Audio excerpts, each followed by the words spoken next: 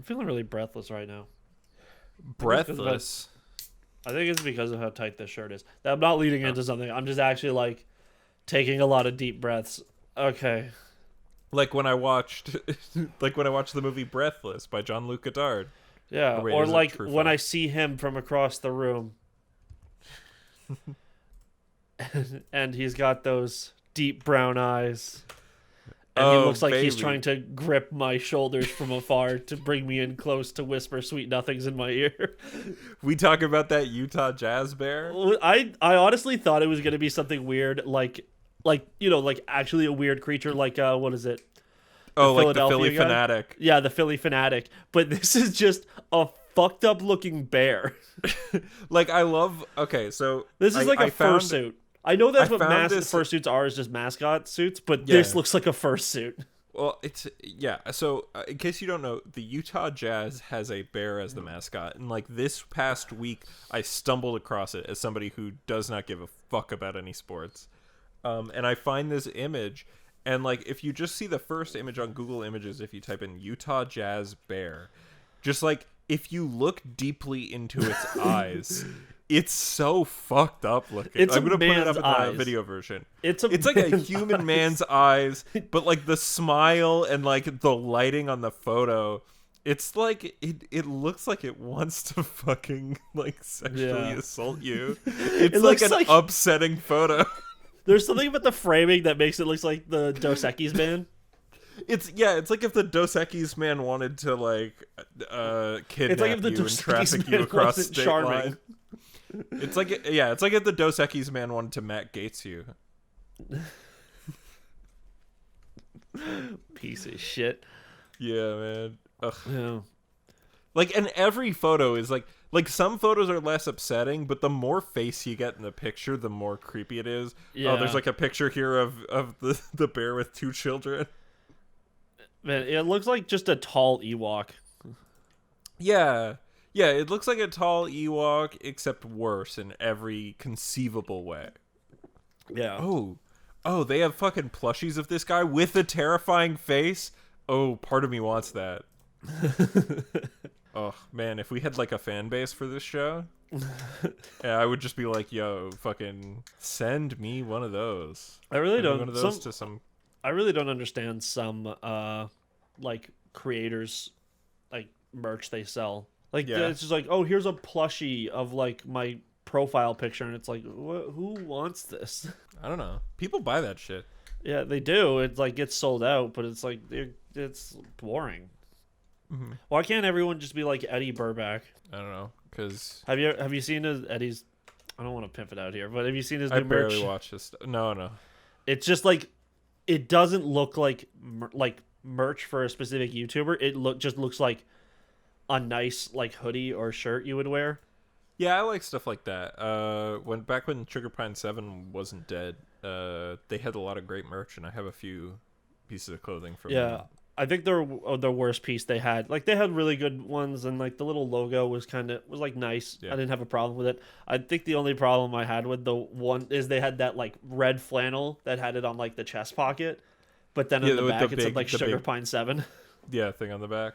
I think that looks Yeah. like kind of cool, but yeah, it's definitely not 100%. So like I wanted to get this fucking hoodie, but then like it's not in my it's back in stock in my size, but like it's $45. It doesn't look US. like that good quality for $45. Well, anyways, it's fuck. I feel a burp coming. Okay, there we go. It's Oh. like $45.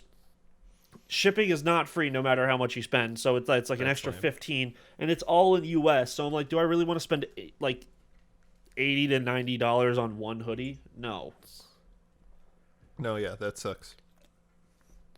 Remember when the greatest rapper of what was it?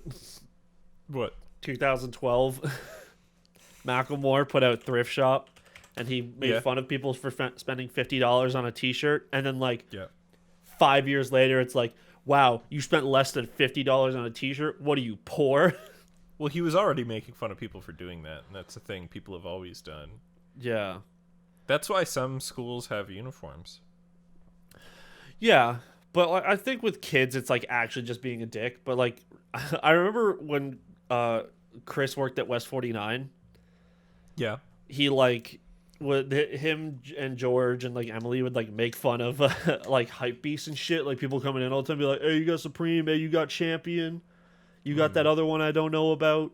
Because I didn't think Off White was a thing, and they were like making fun of them. And then like 2 months later, Chris was like in Urban Outfitters going like, "Ooh, this Champion sweater's so sick."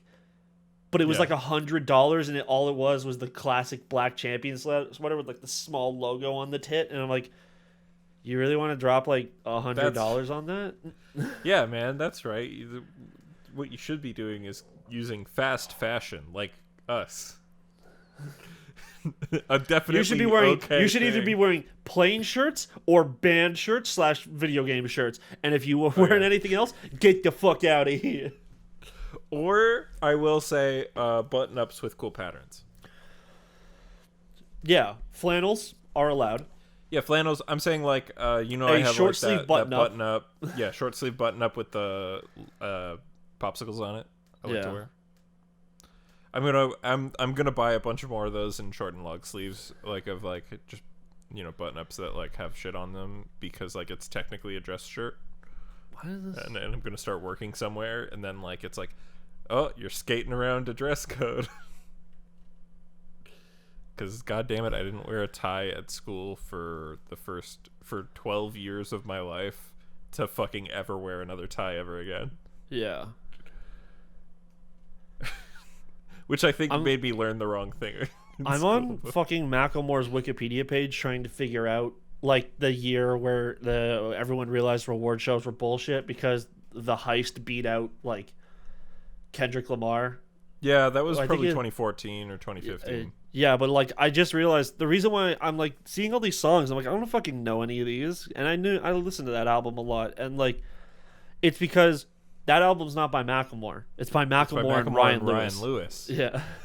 Every song in the first two albums by him are by him and Ryan Lewis. Ryan Lewis is like a producer on Yeah. But yeah, no, that album has like fucking 20 tracks on it, man. It's like a good album. I don't think it but it's not better it than didn't deserve over Kendrick, even though I didn't listen to Kendrick. It was But 2012. yeah. That makes sense because actually that song came out when I was in high school, yeah. Yeah. But yeah, I mean, I think that's a good album. Like, Can't Hold Us and Thrift Shop are both dope songs. There's another one as well. It was Can't Hold Us, Thrift Shop, Same Love isn't bad, but it's Same a meme. Love. Same Love is so funny. I'm not gay. Yeah. When I was in the 3rd grade, I thought that I was gay. I wasn't. I wasn't, but it still hurt to make me think that way or something. I don't know. I think there was in Popstar they did a bit about that. It's like gay people should have rights. I'm not gay. That's one of my favorite bits from that movie. It's such a good bit. He tries to make a song about how like he supports gay people, but then he's constantly going like, not "I'm gay. not gay." Because like Macklemore says it like 2 or 3 times in Same Love that he's not, but he like thought he was or whatever, and his uncle and shit, and like, and like you just dial it up to 1,000,000. They also did. There was also back when Cracked made videos and was still around. They also did a video about that where it was like taking a look at songs like while somebody's like playing the one. So they did one with like one of the guys dressed up as Freddie Mercury. They did one with Macklemore. They did one with a couple others. Of course, all of Cracked's video went from being like in 3 years or whatever. It went from being like this is super high budget because the algorithm is saying video is super profitable to oh never mind, we're fucking shutting it down. Everybody's fired. Yeah. And now Michael Swaim. Michael Swaim's at IGN. Daniel O'Brien is making Emmys writing Last Week Tonight with John Oliver. Fucking Soren Bowie. Soren Bowie is writing for American Dad. Yeah. And Robert Evans makes my favorite podcast. It's been a fucking rough week. It has been a rough week. Lots of shit happened. Yeah, there was a new mass shooting. Where I saw this fucking joke from. I love the way you Joseph. said that. It's like new mass shooting just dropped. Because it fucking really felt like it did. Because there was the Asian massage parlor that was like 2 weeks ago. Yeah. There was one last week that we just did not talk about. It's tough. We try to be fun on this show. But then like, the next fucking like then this week it was a ex NFL football player went and killed an old man, his old man wife, their 2 grandkids, which is the most fucked up part, and a guy who just happened to be working near the house, and then himself. Jesus Christ. Yeah. Like, what was the relation, or was it just fucking? He was random? he was an ex NFL player, so he was like it was definitely CTE because the guy he killed was his like doctor who was probably treating him for like mental health issues. Yeah, jeez. But so Yeah, I that's definitely CTE, man. Like I follow that's this Facebook page called Joseph R. Biden, and it's a satire like parody page. And then like the day the fucking shoot happened, he just made a tweet about how America is healing, and he posted how there's been like a bunch of mass shootings recently. Yeah, but it mean, you know what that means? Vaccines getting around. Yeah. That was and dark. then we I'm got sorry. the horrible news. I'm just gonna cut a part of the news out just for this bit. Hold on. We have lost. Please stand at attention for the Rough Riders anthem. We have lost a true god of music. He was a man among men. He once said in an interview when he challenged George Zimmerman into a boxing fight, "I don't give a shit about the rules. I could have just beat the shit out of that guy with no remorse. I'm gonna cheat. I'm gonna fuck him up so hard." To which George Zimmerman then backed out of the fight, and then he also said, "I'm gonna take you down and piss on you" or some shit. Yeah, so and you know what? Earl Rest Simmons, rest in power. yeah, Earl Simmons, DMX. aka DMX, died. Yes, we'll use the full name, Dogmaster X. Yeah, also leaving behind 15 children. Holy shit! And I was like googling it because I'm like, all right, let's see if we can make this bit without finding out that DMX is actually like a horrible rapist. He was not. He just cheated on his wife a bunch, but he got. You know what? Who doesn't? He went to prison for animal cruelty charges at one point. Oh. But like they never maybe he said wasn't a like very what he good was dog actually master. doing. Like if you look at Michael Vick, it will say exactly what he was doing. The dog fighting thing. Yeah, I think it's that he that DMX just had too many pets. There's like the first time they told like it was that he was like the first time he got arrested for it was that he had like 12 fucking like pit bulls living in his house. Okay, so that's not like a real crime. That's like a. It's a technically illegal crime, and then they also just Yeah. booked him for a bunch of other shit. Like he's gone to prison for assault, but it doesn't say anything about beating like his wife or like other ex-girlfriends and shit. So rip in peace. And now, Yep. but also Prince Philip is dead. Rest in piss. Yeah, I was just gonna say, stop, drop, shut him down, open up shop. I saw like a bunch of people because whenever someone dies, there's always like the people who go like, "Oh, a true hero. He was great." Oh, for Prince Philip. Yeah, because I mean, there people was like lots of stand the people. royal family in like a really gross way. Yeah, I hate that. I think that's. But like dumb. I did read some of it, and like during World War II, he did like have a rough time of it and shit. Because he wasn't like in the royal family. He was like in Greece or something. Uh-huh. So he had to like flee the country. He did like a bunch of stuff for like the Jews in World War II. But then after that, he became a racist, or Yeah, the he said, racism came out. He said, that if people hang out around Asians too much, they're gonna get slanty-eyed. Specifically, he said slitty-eyed. Slitty-eyed. That's almost worse. Yeah, which it is worse. Slanty-eyed is just like, when you pull them up. Slitty-eyed is like, just sounds gross. Yeah. Yeah, so he's dead. Whatever. He Also, was he 99. he said that when he died, he wanted to be reincarnated as a disease to deal with overpopulation. Yeah. And it's like, yes, I want poor people to die. So I'm sure he loved the last year. I'm sure he wasn't even fucking aware. The dude was 99. Yeah, honestly, they were carting around a fucking corpse for a while there. Yeah. Did you see the comedian who was on stage like on Wednesday night in like Australia? So where COVID is like almost not a thing anymore. Yeah. Where he made a joke about how he says like Meghan Markle says the royal family is racist. Yes, have you seen Prince Philip? That cunt is 3,000 years old. And then someone in the audience like he's dead. And then he's like finishing the bit and he says, pretty sure he invented racism. And he's like, he's just died. He died tonight. And it's a picture of him going like, That's funny. and then like he takes someone in the audience, hands him a phone. He reads that Prince Philip is dead. And then everyone starts cheering and clapping. And he goes like, ooh, ooh, ooh, ooh. Yeah. Pretty sure that motherfucker invented racism. That's funny. Yeah. What a surprise. Yeah. The royal family's racist. What a surprise. It's almost as if the concept of a royal family is bad. I had another tweet from Ollie Jones 90. When the royal family said they were going to be less racist, I didn't expect them to take such drastic measures.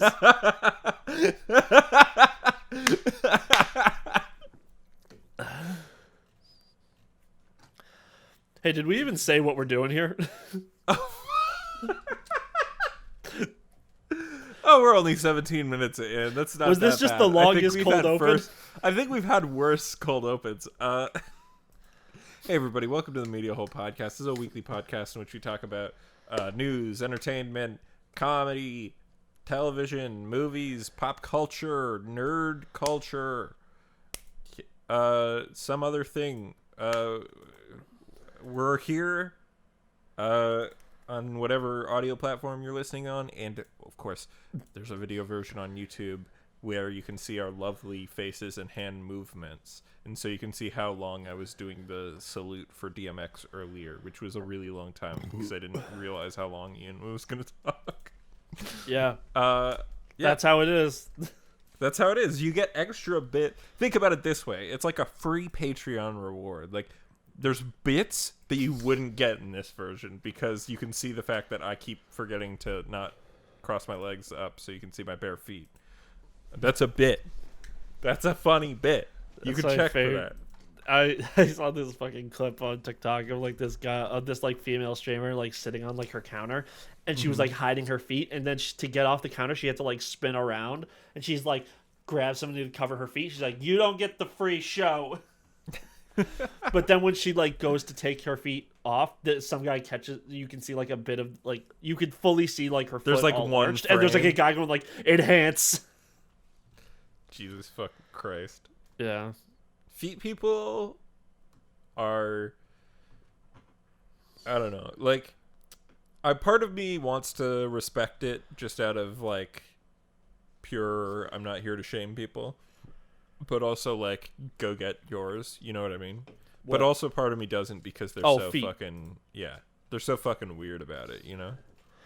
They're just so like they're there. It's like if I see like a side boob or like a nice butt, I don't go like but I look respectfully, of course.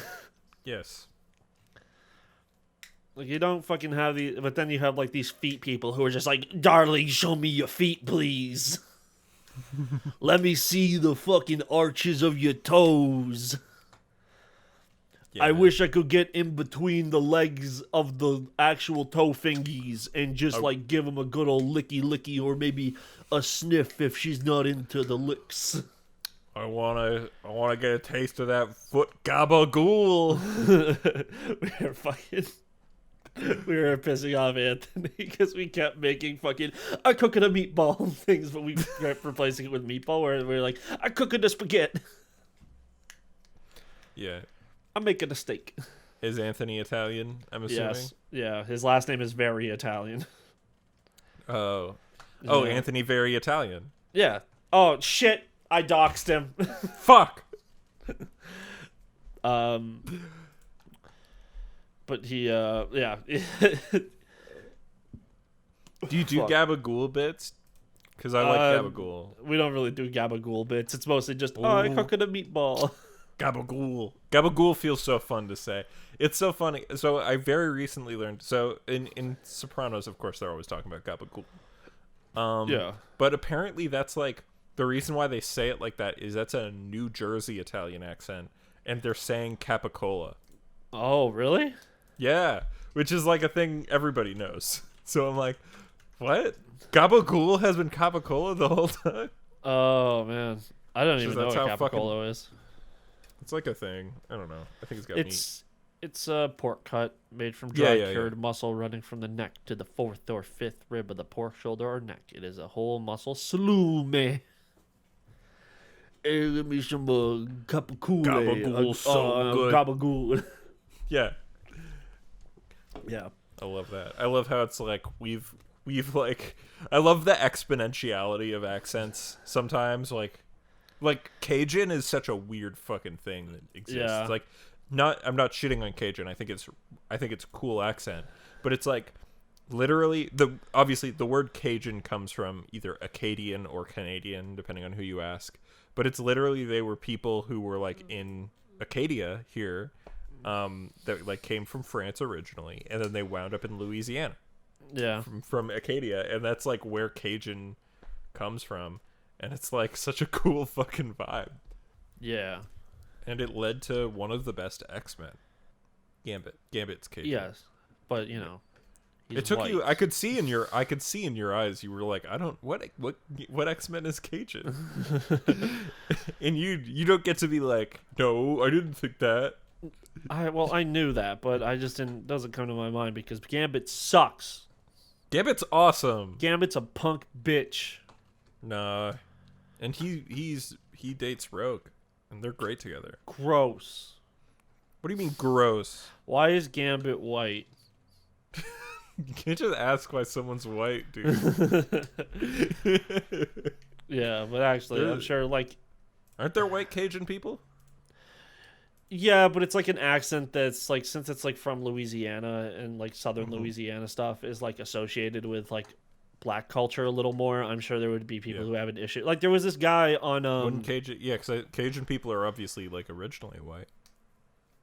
Yeah, sure, but like there was a guy on he was an old like Call of Duty commentator named like Wings of Redemption, and he's a very white dude, but he was like raised around black guys. That sounds like the name of somebody who like Wings of Redemption. I'm not saying I've heard of him. I have no idea. That sounds like the name of somebody who's like, yes, I am a point on the alt-right pipeline. Honestly, he was like that. He's still doing things apparently, but like he people have like always not liked him because he has like this whole thing. He was a Call of Duty player who like really advocated for camping being like a cool thing to do.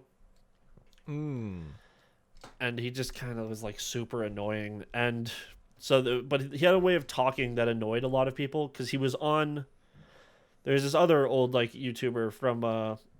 He's now like just streams on Twitch and does like political commentary and stuff, but he's more off very left wing guy named Hutch. Yeah. And he did like this because back in the day, the best way to like get subscribers was to do like dual comms. Mm-hmm. So him and Wings of Redemption did one, and you can just feel like the hatred the whole time. Damn. Yeah, it's like so bad. But his whole thing was like he was talking to him, and he like talked in a specific way, and he was like, "Whoa, wait, you're white?" And he's like, "Yeah." And he's like, "You probably shouldn't be talking like that." Then he's like, "Well, whatever, man." Yeah, but anyways, let's move on to the real news.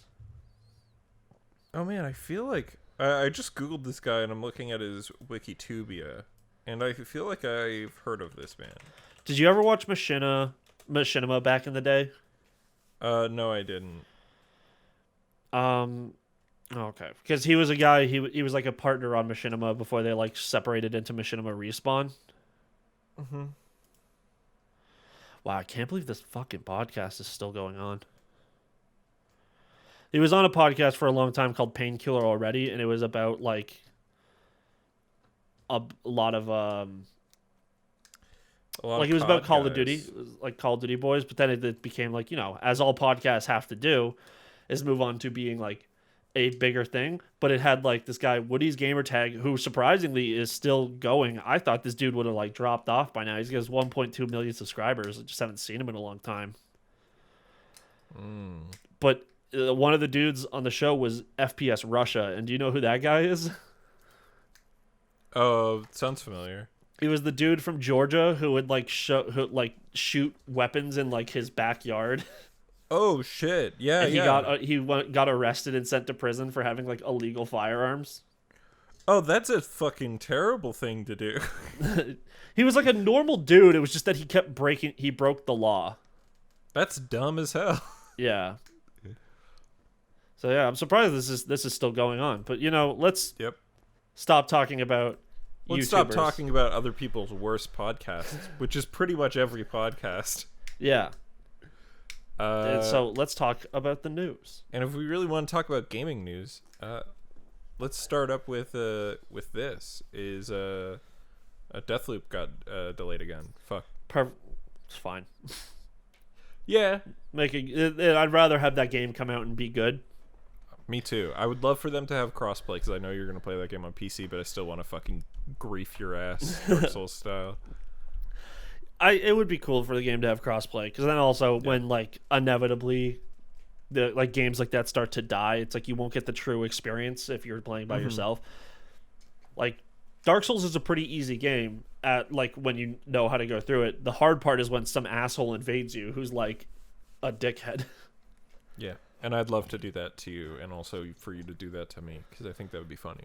Yeah, I'm sure Deathloop will have like some bullshit people can do where they're like, "Oh, I'm at the end of the game. I have all the powers, but I can still invade people in the first level." No, when you invade in that game, you're playing as a different character. Remember, you play as a girl. Yeah, I know, but you would still probably have the same powers carry over, because you need to be, because if you don't really get the chance to invade, and then you get to a point in the game where you have to invade or something. I think they would, if it were me making the game, I would say like when you invade somebody, you're at the same level as them. So you go like same power level, same this, same that. You know. But like, yeah, I guess. But so there's a fun thing you can do in Dark Souls 1, where invading in that game is based around just your level. So you can beat Dark Souls 1 as a soul level 1. Right, and but still then- have all the good equipment. Yeah, because you you've get all this chosen like not max to level up. equipment, and then you go back to like a beginning zone, and you just show up in like giant dad gear, and you're barely moving, but they can't kill you because you have too much health and too much armor, and you can still one shot them. And it happened to me one time where I was playing, and a guy just showed up in like full end game gear and just stood in front of the boss fog, and I was like, well, shit. Did you backstab him to death? No, I died. He just had to hit me once, and Dark Souls has shitty netcode. Yeah, so yeah, Deathloop. Honestly, there was a lot of stuff coming out next month, so Yeah. we can delay some things. Well, I think Deathloop would have come out this month, wouldn't it have? No, I believe it was May. Damn. And also, we don't want another Cyberpunk. Like, we gotta just That's respect true, people. true. It was supposed to come out on May 21st. It was first supposed to come out as a launch title for PS5. Yeah, and then it kept getting pushed and then pushed and pushed. But like, we could just end up with a bad game if they really put it out now. Yeah, so let's, it's going to come out in September, and you know what? That's A-okay with me. I do want to play it, though. Yeah. But then again, also, I for whatever reason, in my fucking dumbass brain, like, pre-ordered the Square Enix store version, deluxe edition or whatever, the fancy version of Nier Replicant, which I didn't realize, like, American money plus already expensive in American money, and I'm like, Jesus fucking Christ, why did I do that? But whatever, like, it's on its way or whatever. Yeah. Oh yeah, the Loki trailer came out. Did you watch it? I did. I was the one who put this in here.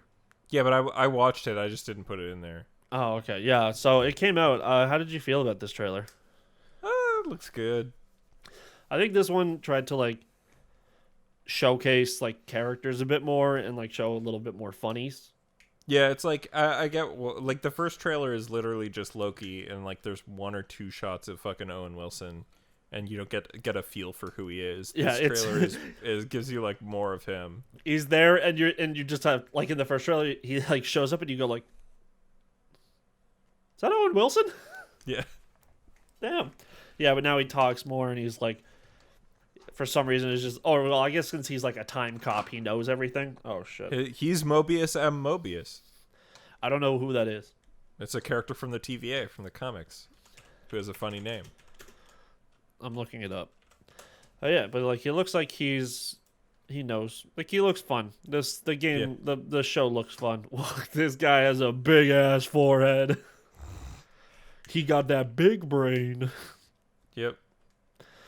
Yeah. So I don't know. I'm excited for this show. Yeah, it's gonna be sick. What's the time travel gap shit. between these? Just is it like a month or like? This one's coming out in July. It's June 11th, but like so. June 11. Falcon and Winter So it's Soldier gonna be a episode couple 4 months, came out yeah. yesterday. So it ends on the 23rd. So we have We have a like month. 5 We have all weeks. of May. Yeah. 6 weeks because June 11th is the second Friday. Yeah. So that's the big gap in between the shows. And then we don't know, because like still coming this year for Marvel TV shows is I think Hawkeye. What If is still supposed to come out this year, and Hawkeye, and maybe Ms. Marvel. Yeah. Oh yeah. The Miss Marvel one was announced a long time ago. Yeah. Let's see. Does it even have a release date yet? No, they don't have. So Hawkeye, What If, and Ms. Marvel don't have release dates, but they all seemed like they're aiming for 2021. Yeah. I guess like we still have 6 months after. Like, if Loki is like what? Did they say how many episodes it's going to be? I don't think they've said it yet. I could be wrong. Yeah. Could be 6. Could be 6 9. episodes.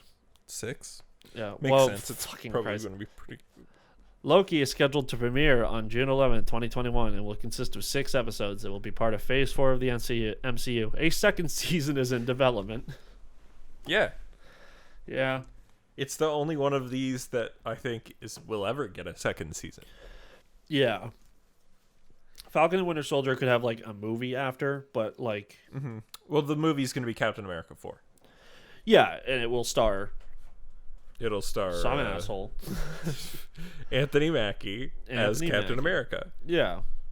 That's not a spoiler for what's happened in this week's episode because it still hasn't happened. Yeah, I'm just like, it's obvious. Yeah. Like some countries don't have Disney Plus, so it'd be mean to like end game with him giving the shield to Sam, and then for whatever reason he's not Captain America in the next movie he shows up in. Yeah. Well, you know, Like, you're if like, Disney what the Plus fuck isn't happened? available in the country, people will just steal it. Yeah, but as far as you're like fewer people are gonna steal it than, you know, Maybe like would because watch it for we'll get a legal. rise of like flea markets again. Like, you know, the classic like, oh, let me just head to the flea market. You come back with like 20 fucking like burned DVDs of like What was brand the new name of that movies. mall? Pacific Mall? I have no idea. There was one in Milton my dad went to. I think it's Pacific Mall is like the very famous one where you can just buy all the fucking bootleg shit in the world. Here. Pacific Mall. I could be wrong. Yeah, you no, you're right. It's real. It's a real thing. Is it in like Toronto? It's in Markham, Okay. which is close enough. Yeah. It's in the GTA. Yeah, so then that's probably the one I was thinking of. And so I got in like this long argument. Speaking of the GTA and local news that happened, I got in this argument with like Anthony about how like I think it's bullshit how they were doing the vaccination rollout in Ontario, Yeah. because it's like we live in these densely populated areas and we're not getting it. But like there was at the time when I was arguing this, there was a higher chance my dad, who is a retired man who lives out like far west, would get the vaccine before me. My fucking aunt already got vaccinated and she lives like northeast. Yeah. And I'm like, well, that's, and also she does accounting for like a dentist's office, and that's why she was qualified. I'm like, that's so dumb. I have to go to work every day. My mom, who is like 59, has to go to work every fucking day, and she's vaccinated now, but Yeah. So I was just complaining, like, it's so dumb that they're like doing this 70 up shit where it's like there's younger people need it, so that like if you really want to contribute to the economy, like make that part of the argument. These old people aren't contributing as much as me, a person who goes to work every day. Yeah, my grandma got both shots already. Yeah, see? But like that, how it's your grandma. Like Yep. I get that one. But then they were just like going like, oh, it's still like just trickling down. I was bitching, I was complaining. And then like 2 hours later, I saw that Doug Ford was like, if you live in one of these postal codes. Yeah, they changed it. Yeah, you can go. They're gonna have like mobile clinics and shit, and just be able to go up and get one now, starting on Monday, I think. That's good because they've worsened the lockdown again. Yeah, we're back at stay-at-home order, which means literally nothing because the cops don't enforce anything. It's like a hey, please stay inside. Mm-hmm. On my fucking trip to get like Wendy's before the podcast, I was just like drove past and I'm like, you people are just out here, and like I get it that it's nice out, but there's so many of you hanging outside. Yeah, you can't go in like stores anymore though, so like I think Yeah, I'm not gonna act like it's not bad, but it's hard to do that much damage if you're outside together. At least it's less bad. yeah, and like it's just stupid. It's dumb. I get why we're doing it because actually our numbers are getting worse than the U.S.'s because everyone in the U.S. really is getting vaccinated. Yeah. Yeah. I think Thanks, it's because we got Brampton. those. I think it's because we got the variants, is why. Here, We one yeah, of the we one are of the getting big them a ones. bit. I don't know. I just think it's I think after a year, a lot of people are like, you know what? I'm bored of of giving a shit. yeah. Oh well. I think it's the way Doug has handled all of this Oh yeah, with like opening and closing. When like if you live in our region, so like around confusing. Toronto, it doesn't actually So feel like anything confusing. has opened up. Like how many times have I learned about shit like by hearing from it randomly? Yeah. Frustrating. I was I went outside and like hung out with my sister a bit last night while she was like having a smoke and I was just like drinking some beer. And She we was talked having a about smoke and you were taking a drag. yes, but like we were just talking and I brought up this meme she posted where it was like April 2020. It was like, yeah, good job, Doug. April 2021. Oh, fuck you, Doug. Because it was like I was always apprehensive about Doug Ford because he is an actual buffoon and his brother was the one who had the political power, and it was like literally like And also people yelling about how Justin he's Trudeau an is asshole. unqualified just because his dad was prime minister in like the 80s. And then those people immediately turning around and being like, I'll vote for the fucking crackhead mayor's brother to be the premier. Yeah. That's like And you know what? being If a you're gonna governor. if you're gonna do drugs and be a politician, you better be doing actual cocaine. Like you can fucking afford it. You're the mayor of a city. Yeah. Come on. Like if I had a friend that was doing coke instead of crack, and I'm like, come on, you're working class. You really spending your money on coke, but you're the mayor of Toronto. You can afford cocaine. I You think don't the need funniest crack. thing. The funniest thing about the crack story is that it wasn't like he was doing it in his own home or like in like a fancy He's at a thing. crack den. He was at a crack den with other crack addicts, and I was like, "That's ridiculous."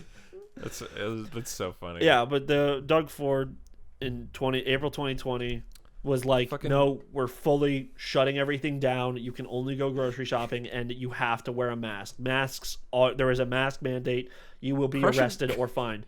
And then now, Crush like and a whole snort year later, Adderall it's like, like Donald "Shut Trump." up." Yeah.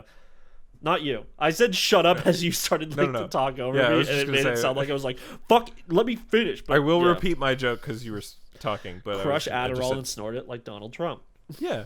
Yeah, just do like do fun drugs. Don't do crack. Mm-hmm.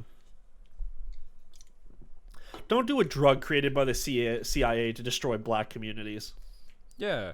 Use a drug created by pharmaceutical companies that happened to help ADD people in a way that they didn't really understand. Which is also basically just a micro dose of meth. I saw this fucking like TikTok of this guy using like one of those like scrapers you use for like folding over flour when you're kneading it and shit. Yeah.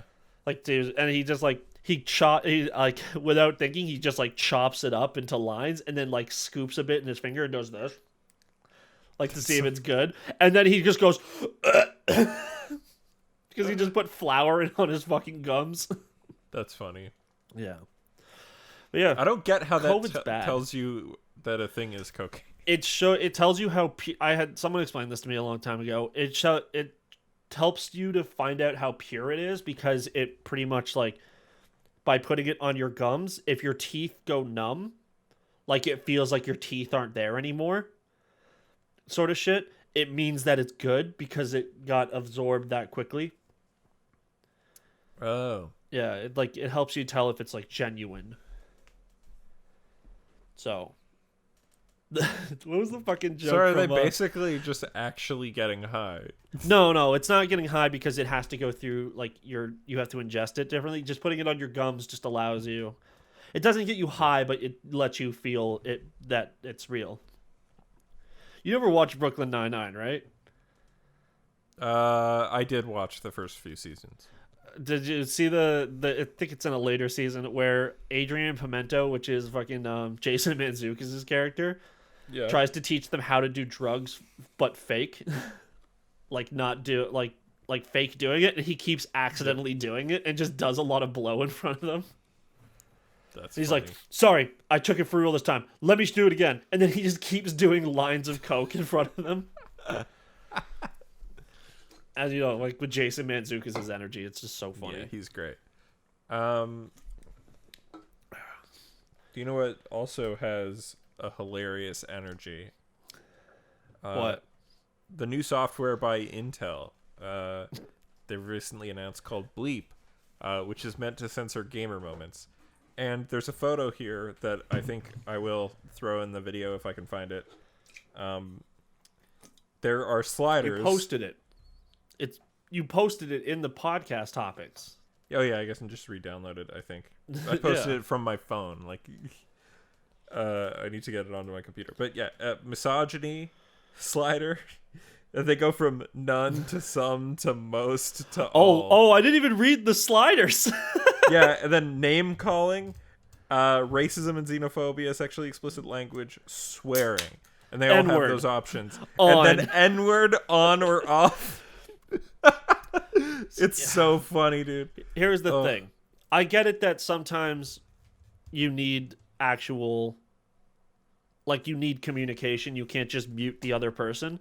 But this is so stupid. Just mute someone. If someone is calling you the N-word or a cunt or fucking like, I don't know, other bad words that they don't have like a one-letter word to, like the K word and you're Jewish.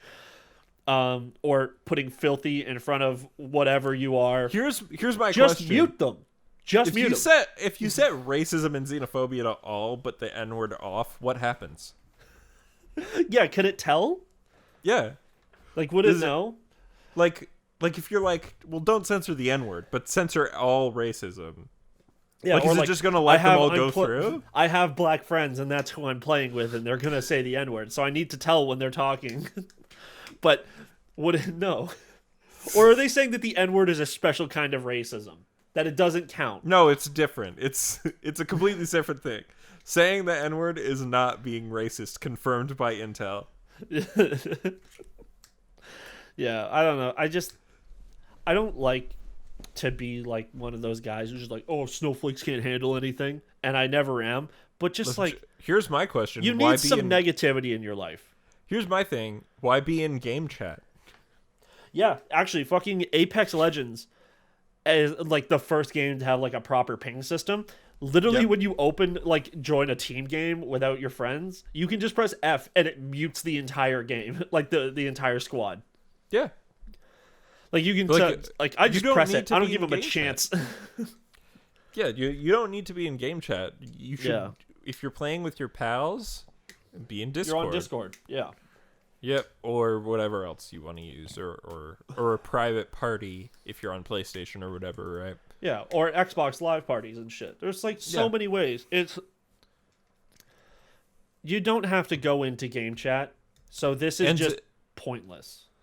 Yeah, and on top of that, this probably... So I was trying to do a bit when I wrote this down where I was like, it was for you when streaming so that you don't have gamer moments, but it's not. It's literally, it censors game chat when it comes at you. I think arguably it would be more useful for streaming, at the very least for the swear words. Or thing. There will never be a bridge moment again. They won't be that fucking basketball player who's like, you dirty fucking... Yeah, or like, the time PewDiePie did that. No, that's what I mean. That's the bridge moment. Oh, that was the bridge moment. Yeah.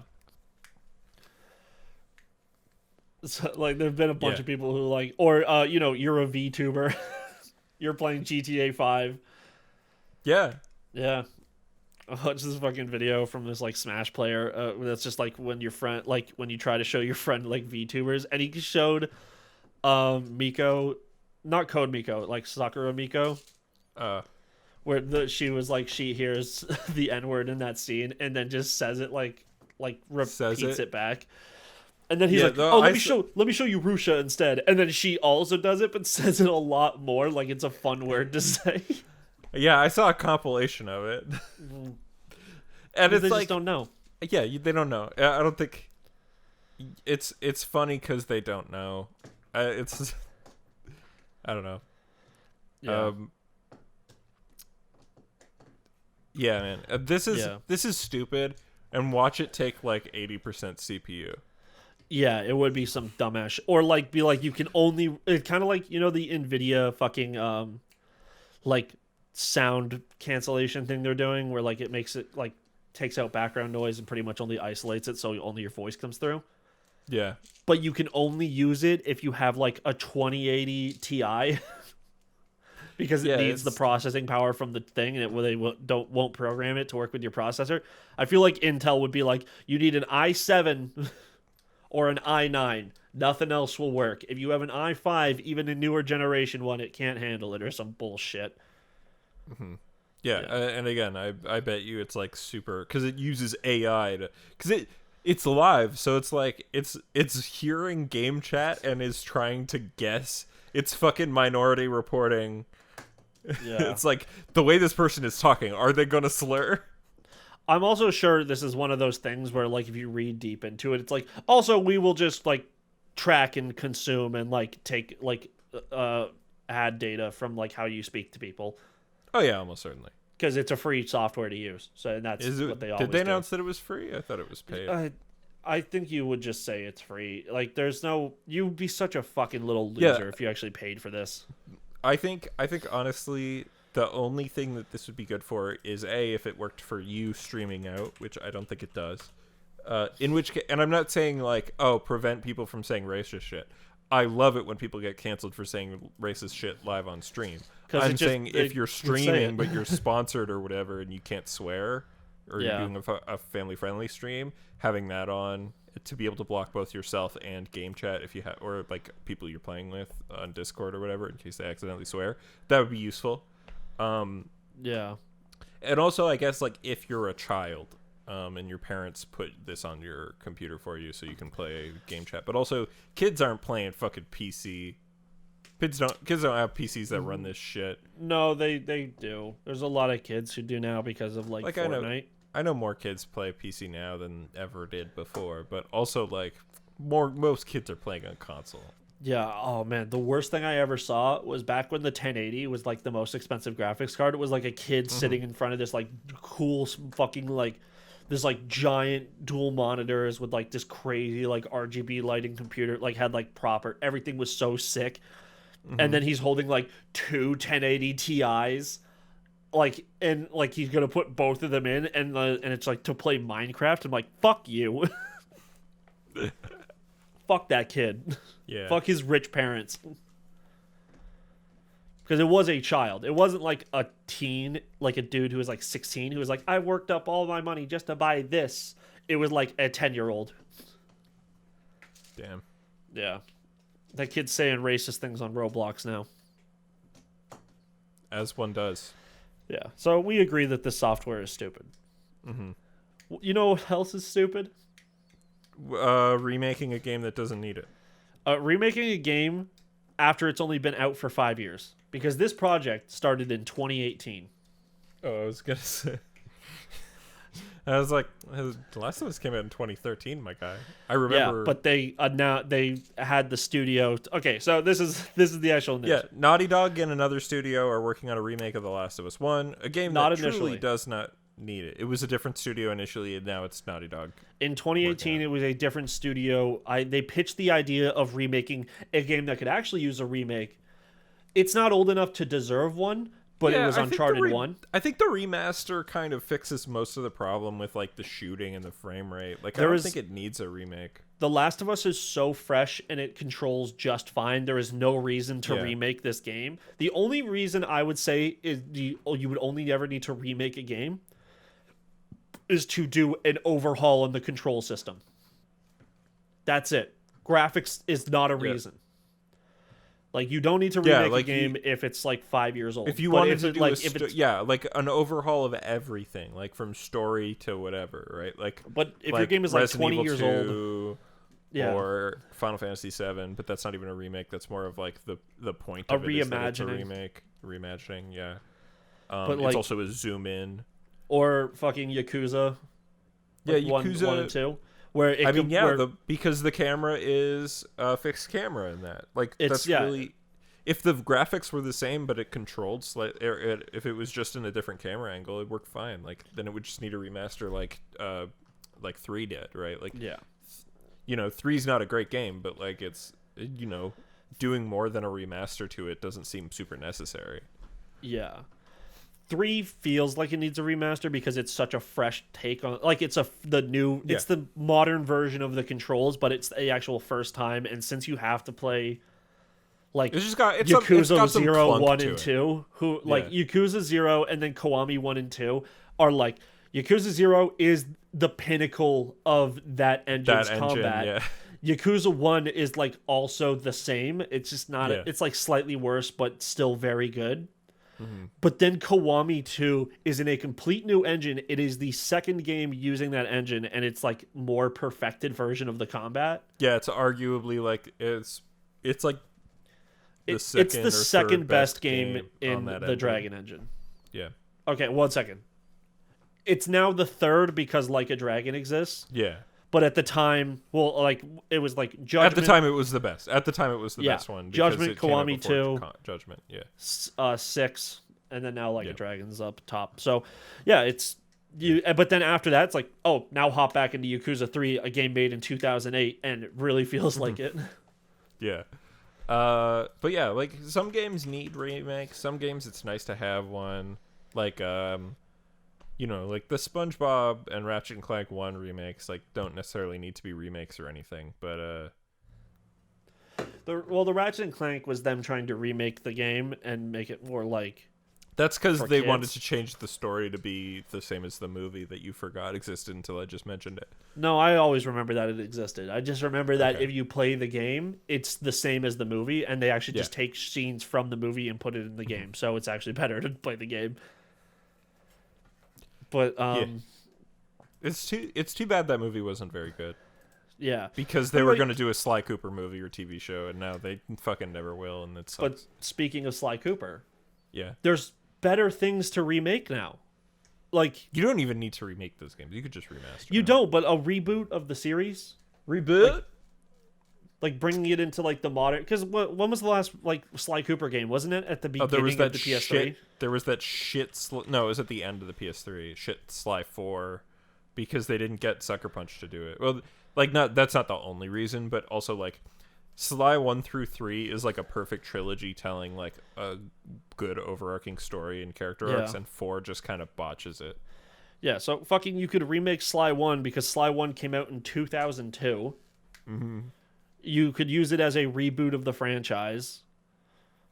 Like, I'd like to see a remake. I think that game or reboot like a more in depth. I think that game works fine, but I think there are elements of it that do need some.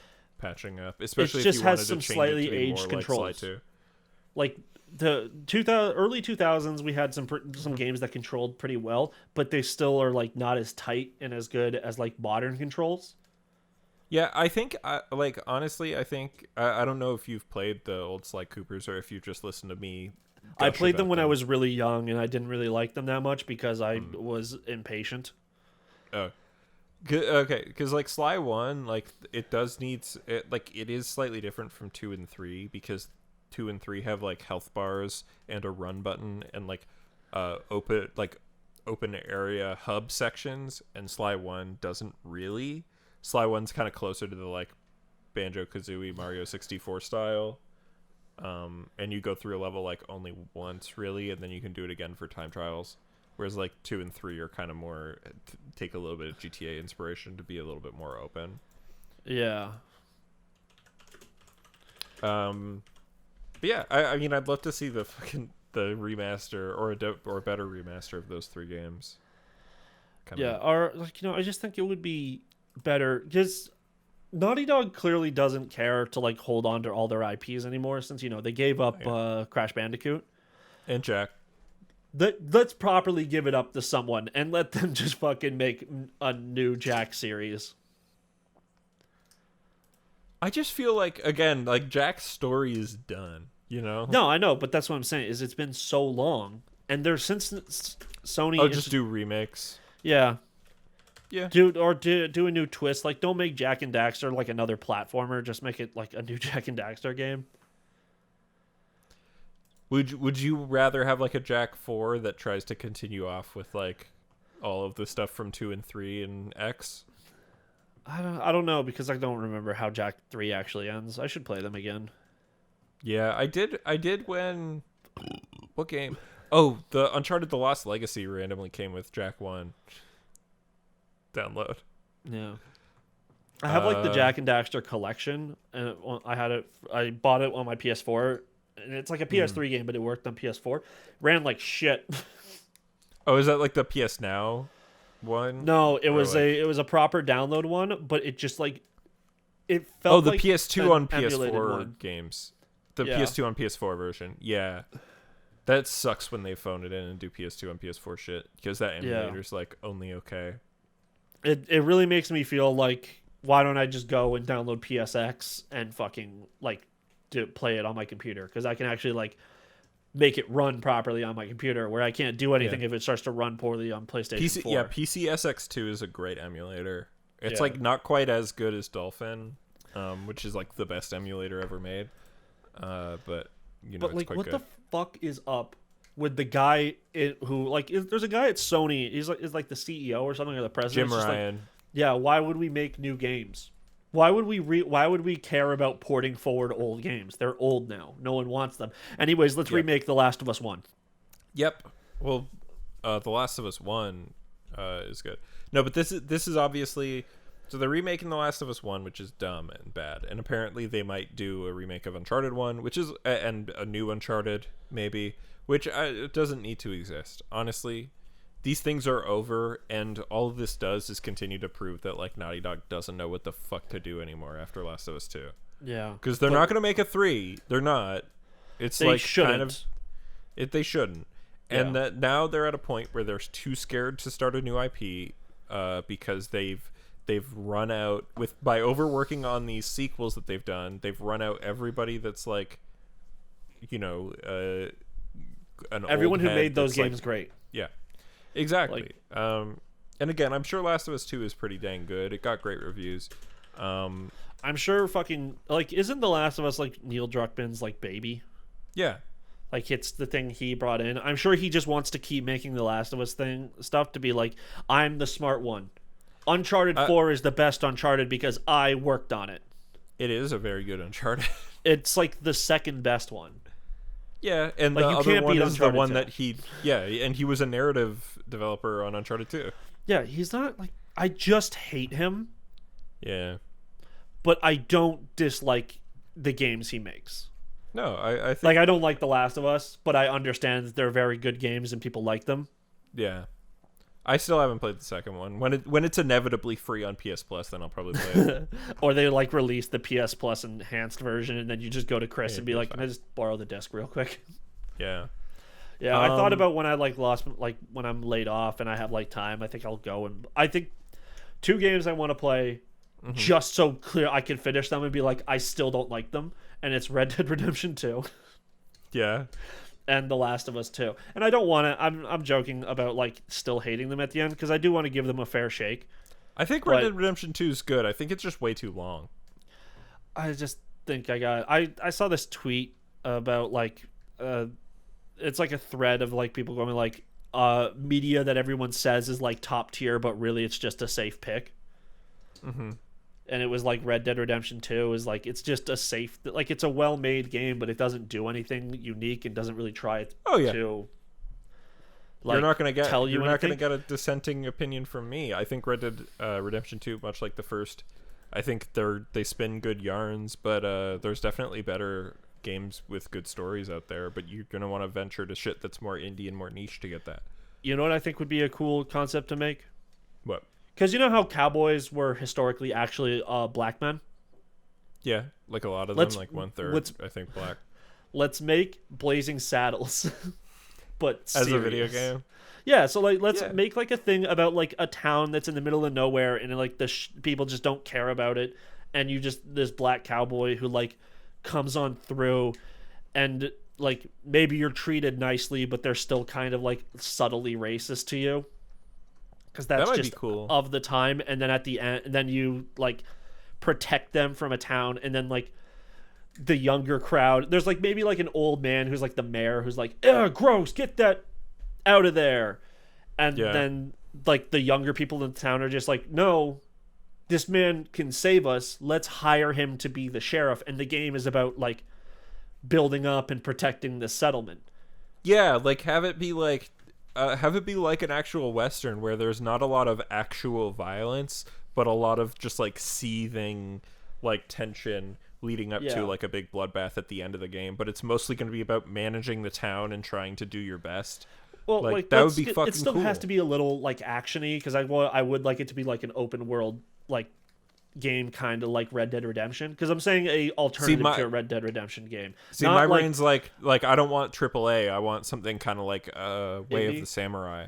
Yeah, like you ever played Way of the Samurai on the PS2? Ooh, okay, no, I have not. But what if it was like it's a stylized game, where it kind of looks more like the poster for Red Dead? No, like the poster for Red Dead, which is just a take on like classic like posters for like old-timey westerns. So there's like a lot of like dark colors, but then they like a character wears like a red that pops, and just like a lot of browns and that color spectrum. I think that would be really cool. Like, you know, for my flag here, it's like not the pink at the top, but like the red, orange, and yellow. That's it.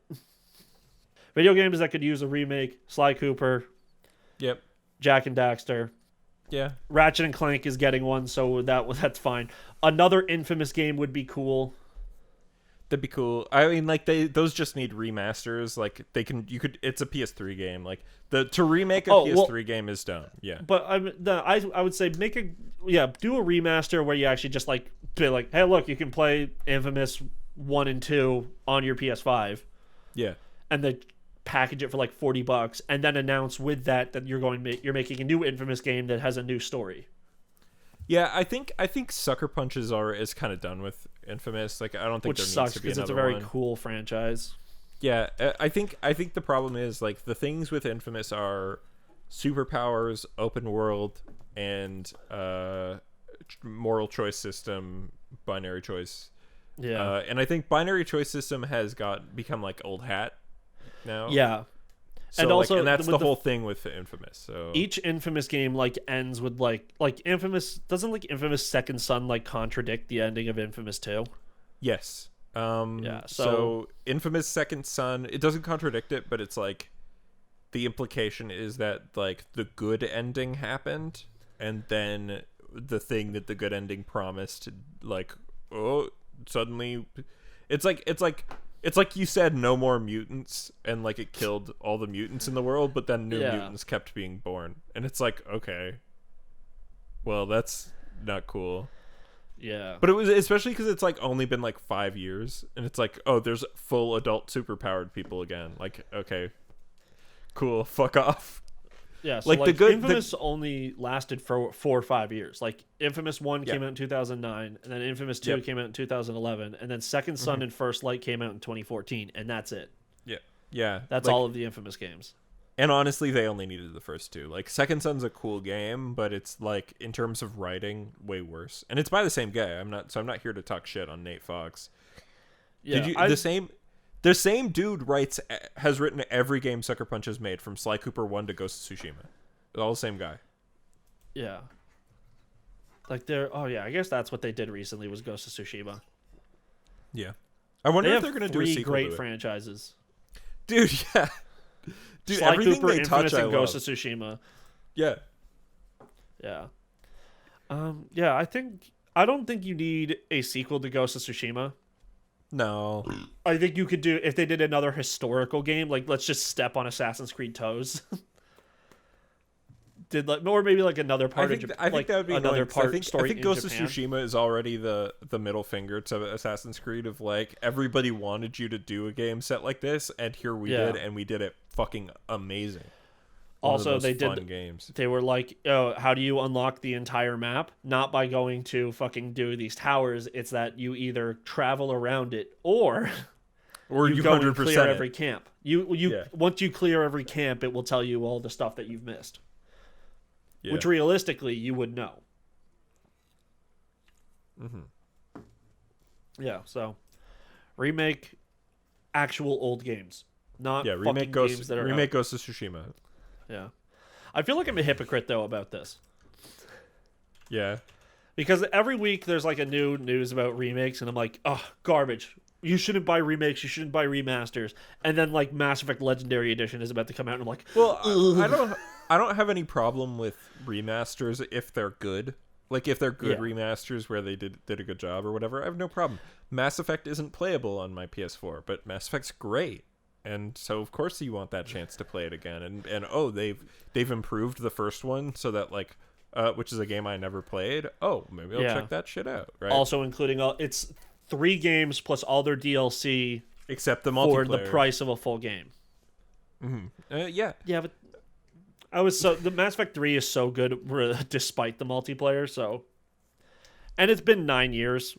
We were talking about remasters and shit, and I was just saying I have nothing wrong with a good remaster or even a good remake, but we don't need to remake PS3 games. We should remake some PS2 games, but we should also be careful. We don't need to remake PS3 games. Especially when The Last of Us 1 came out at the tail end of the PS3 and was like a perfect remaster on the PS4. So good that it got a fucking it got nods to being Game of the Year again. Yeah, like the remaster of TLU 1 is great. All it does is make that game full 1080, full 60 FPS. And you know what? That's all that fucking game needed. It looks great. Like, if you wanted to maybe do, like, a PS5 upgrade to the remaster to add more particle effects and shit, that would be fine. Like, that would be more than enough. Like, The Last of Us remastered. I think, you know what really ruined remasters for me? Because I used to have a very positive opinion about them. I think it was Nintendo. Because some of them are just straight ports. They're barely remasters. Yeah, like the fucking the Mario Super Mario 3D All-Stars collection, which was just like, whatever. That's a port. That's fully a port. It's fully a port, and there's even like fixes in them that like minor fixes that it's like, oh, this is just something Dolphin does by default. Yeah.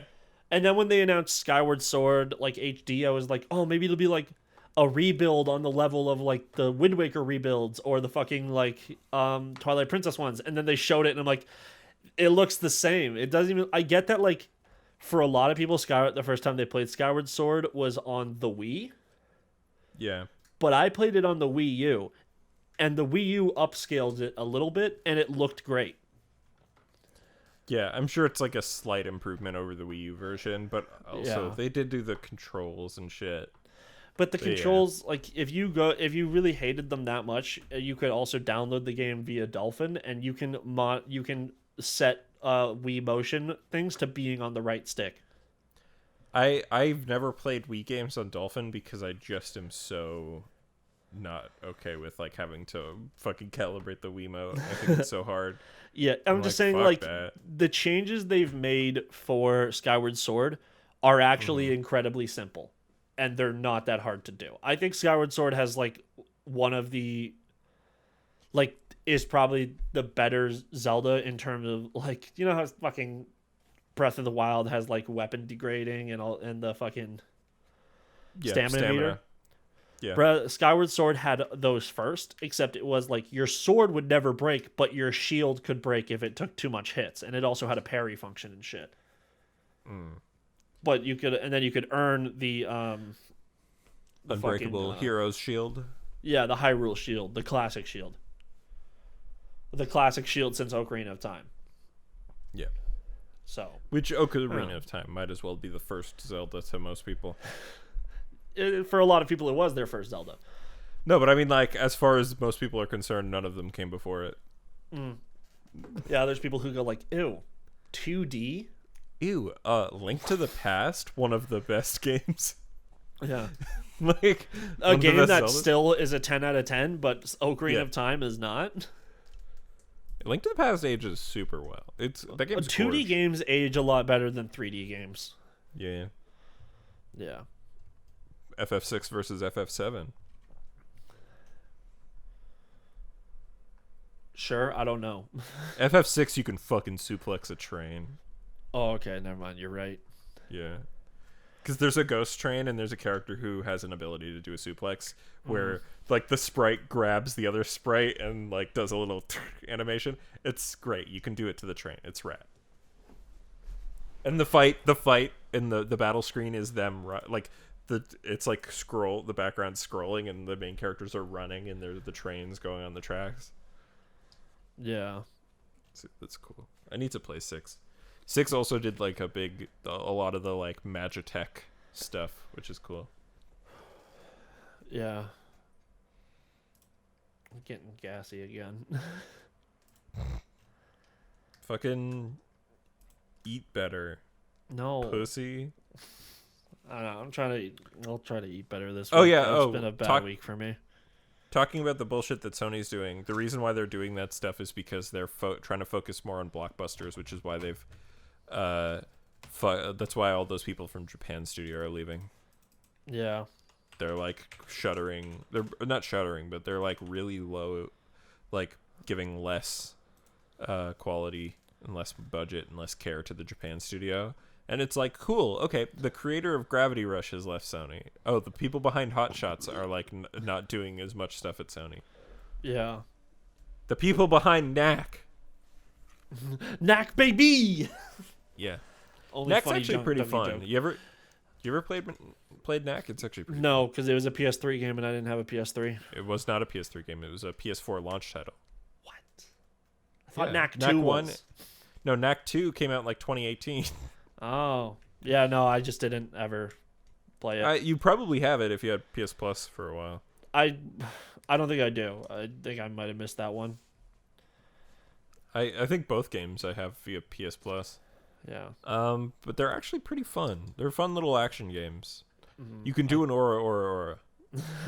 That's always good. Yeah. But let's talk about the weeks. We spend a lot of time on news and doing funny bits in this comedy podcast that you're going to go straight to iTunes. You're going to be like, you know what? 5 stars. 5 out of 5. It's Final Fantasy 16 not ever released You're it yet. going to write review from your name, right? Kimi no Nawa. And you're going to say underneath, better than Joe Rogan. I guarantee it. I was watching this fucking clip, this Hassan clip where he was talking. He posted a video called "Has Joe Rogan Finally Lost It?" Yeah. And he has this guy on. I can't remember his name. He's like a representative from Texas, and he wears like an eye patch because he lost his eye when he was a soldier in the military. Oh, that fucking guy! And he's that guy's like, so funny. he's always sitting there. In like Joe Rogan asked him a question, and he's like, "So the Greeks defined the word utopia as nowhere, and it's just like that wasn't the fucking question. And even Joe Rogan's sitting there going like, "That's not what I asked."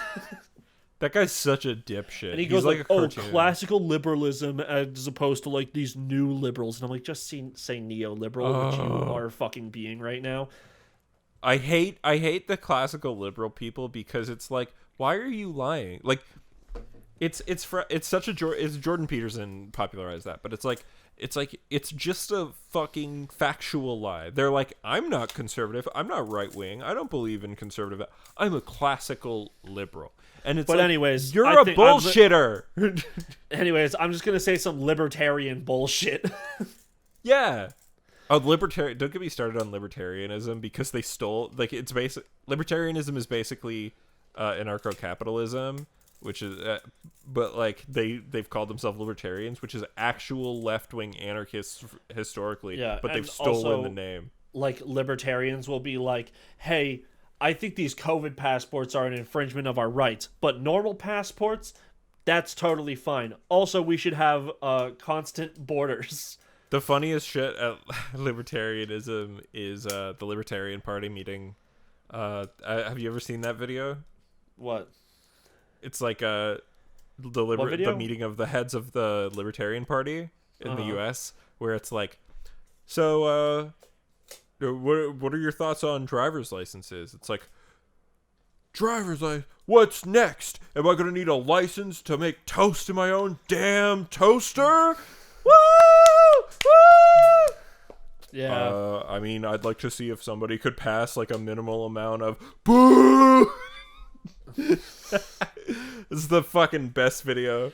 They don't know what they want. It's truly like they just sit there and go like, I think the government's bad because they keep trying to help the poor, and it's They like, keep trying to do things, and I don't like it when They the keep- government do things. you know what? I think, but then they'll be like, the government will be like, "Oh, we're gonna legalize gay marriage," or like whatever, and then they're like, "Boo! What the fuck? That infringes Yeah. on my rights to hate them." Yeah, it's Or funny. the It's government like- will be it's- like, you have the right to refuse service to like a gay couple, and they're all like, "Yeah!" yeah, but it's then like- at the same time, it's we like, believe in, you have- but we then believe all- in a dumb version of anarchy. businesses have the right to kick you out if you're not wearing a mask because you aren't like following their rules that they set on their private property, and they're like, "What the fuck?" Yeah. Some like if you're a libertarian and you don't believe all drugs should be decriminalized, you're bad. You're not a libertarianism. You're an idiot. Yeah, you're not. You don't believe in libertarian. If you care, if you say the word, if any of your political opinions are like, "I just think that the economy," Yeah, if anytime any person that's not a professional economist mentions the economy, it's like, all right, fuck her. Just don't be like that. You don't have to Be be like mean to me me. and don't pretend. I mention the to know economy all the shit time. about the economy. I don't pretend like I know a lot, but I do like read shit about the economy. Yeah. Anyway, I let's read talk up about constantly the about how Doug Ford wants to like bring it back up and make it great, but then keep fucking it up. make the economy great again. Yeah. Okay, let's talk about the weeks. Do you want to go first? I don't have much, so you can talk about one of your things. So I watched the movie Long Day's Journey into Night. It's a movie from 2018 directed by B. Gon, I believe is how you say his name. I'm not 100%. And Long Day's Journey into Night is super cool. It's an art housey movie from China. It's pretty dang rad. It's like whenever I say cool movie on this, it's like Nathan's trying not to say the word good movie because like it's not subjective. necessarily it's not necessarily trying to be one. Long Day's Journey into Night is really interesting. It's like this story told from like memories and kind of like a weird like scenes kind of meander into each other and flow interestingly. And it tells a story about this guy who like comes back to his hometown after his dad dies, and he like starts remembering this girl who he knew when he was young, And like what you wind up piecing together from the memories is that him and this woman fell in love after like her boyfriend, who is a gangster but not really her boyfriend, like he bought her essentially. Yeah. The boyfriend is a gangster and killed the guy's like childhood friend, but he fell in love with the girl. Yeah. But like it's totally possible that like if the girl's not even one girl that he fell in love with, it's like a bunch, and it's possible that he's like, you know, like combining people in his memories. That's my interpretation of it, at least somewhat, because we meet another woman who looks just like her. Anyway, so it does that for like the first 70 minutes. It's like memories. He goes to a place, talks to somebody about the girl, and then like cut to the past, and we, you know, whatever. And then 70 minutes in, he gets to this town that's like in the ruins of a prison, and a woman tells him to go to the movie theater and see a fucking movie. And he sits down in the movie theater and he puts 3D glasses on, and then finally an hour and 20 into the movie, the title card, Long Day's Journey into Night, comes. And then in the movie theater, and this is sick, this is the coolest shit ever, and I watch it on my TV, so nothing changed. In the movie theater, from that point on, the movie is in 3D. From the 70-minute mark on, the remaining 50 minutes of the movie, because it's like 2 hours 10 or whatever. But what's sick about it is, for the remaining 50 minutes of the movie, on top of being in 3D, if you saw it in the movie theater, it's also one actual long shot for the remaining 50 minutes of the movie. That's cool. It's so fucking cool, dude. Like, we follow him, like, he's on a minecart into a cave. There's an entire scene in there where they play ping pong, and then, like, they walk out the cave, get on a fucking scooter or motorcycle or whatever, drive down, go to a zip line goes down into the city, fucking walk around the city, into a fucking music festival that's going on, meets the girl, talk, does some scenes. It's like, it's so fucking wild. It is extremely impressive. Took so much talent and effort and work and shit. The movie is like very, and that, especially that sequence, is so like dreamlike vibes. And like, again, is the movie a great film that you're gonna walk away from like, this was brilliant? No. Is the movie a technically impressive, like, well-made thing? Absolutely, especially for like an art housey thing. Like, it's not necessarily trying to tell a coherent story. And I think it's rad. Like, it's such a neat thing. I watched the director's previous feature, Kylie Blues, which also has a really fucking long shot near the end of the movie that like goes through an entire town. So he just really loves those long shots. Loves them, dude. He loves the idea of the camera goes on multiple vehicles in one shot. In Kylie Blues, I think there's like a 30-ish minute long shot, and like, again, it goes like motorcycles, then you go downstairs to meet the man, you walk through the town, then he gets on a boat, gets taken down the river to a different part of the town, and we're still in the same shot. It's really awesome in that movie too. But again, both these movies are very kind of like meandery, like they're not 3-act structures, so they're not necessarily trying to communicate a story, they're more trying to communicate vibes. And that's cool. I don't know. Not every movie has to be that, but... Did you see that fucking clip from a Cole Sprouse interview where he talked about his 22nd birthday, where they went bar hopping in LA, but what he did was hire a bunch of clowns to come drinking with them? That's funny. But no one could say, like... No one could acknowledge that they were clowns or that they were doing clown things, or else they would have to pick up the whole tab. So, like, there's clowns, like, they're, like, juggling drinks, and then, like, they're just, like, fucking chilling. But then, like, one of the bars they went into, the manager came up, he's like, you guys gotta fucking leave. And he's like, why? They're just being clowns, and we're just chilling. And he's just like, you're killing the vibe in here. And then he's just like, we've changed the vibe to be something cooler. Yeah, so that was a fun clip. we were talking last night after we watched that on TikTok together, because that's what we do, is just save TikToks throughout the week and then force each other to watch them at the end. And we watched that clip, and then I was just like, you know how we all grown up, or like, let's go back and watch like a kid's cartoon that we enjoyed as adults. Mm-hmm. And I was just like, has anyone ever gone back and watched like The Sweet Life of Zack and Cody? And everyone was like going like, no, I don't think that show would probably be hard to watch. And then fucking Holly was like, I did last night. That's funny. And we were like, no fucking way. And she was like, yeah, I was on Disney Plus. And I was like, I'll watch. I don't know. I think she said Steven Universe, which I'm like, that's not on Disney Plus.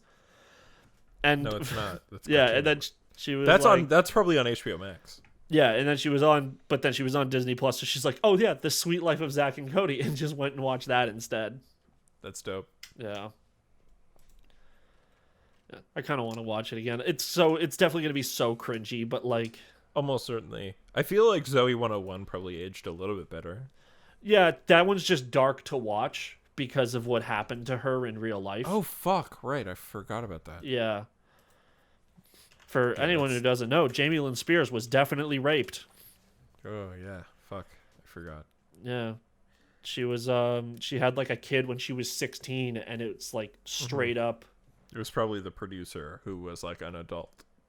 Yeah, it was a guy. He works for Nickelodeon, and we call everyone. Was it Dan? Was it Dan Schneider? It was Dan Schneider. Yeah, he's like outwardly like a pedophile, and like everyone knows it. I knew that, yeah, but I didn't realize it was him that did that specifically. I thought he was. He was like on Twitter one time, and he was just like, "What's your favorite Nickelodeon show? Post pictures of your feet next to your favorite Nickelodeon show." And everyone was like, how is this man still like a part of Nickelodeon? Yeah. What the fuck? Yeah. All right. Oh, he's not anymore. Oh, he's not. Okay, that's Yeah. good. Moving right along. Do you want to say something, or should I hop into comic books time? I'll just talk about Monster Hunter. Okay. That game is still really cool. That's rad. There has like a bunch of the new monsters are just so sick. Like, there's this one new one. His name's like Gos Harag, and it's just like a giant like bear monster. Mm-hmm.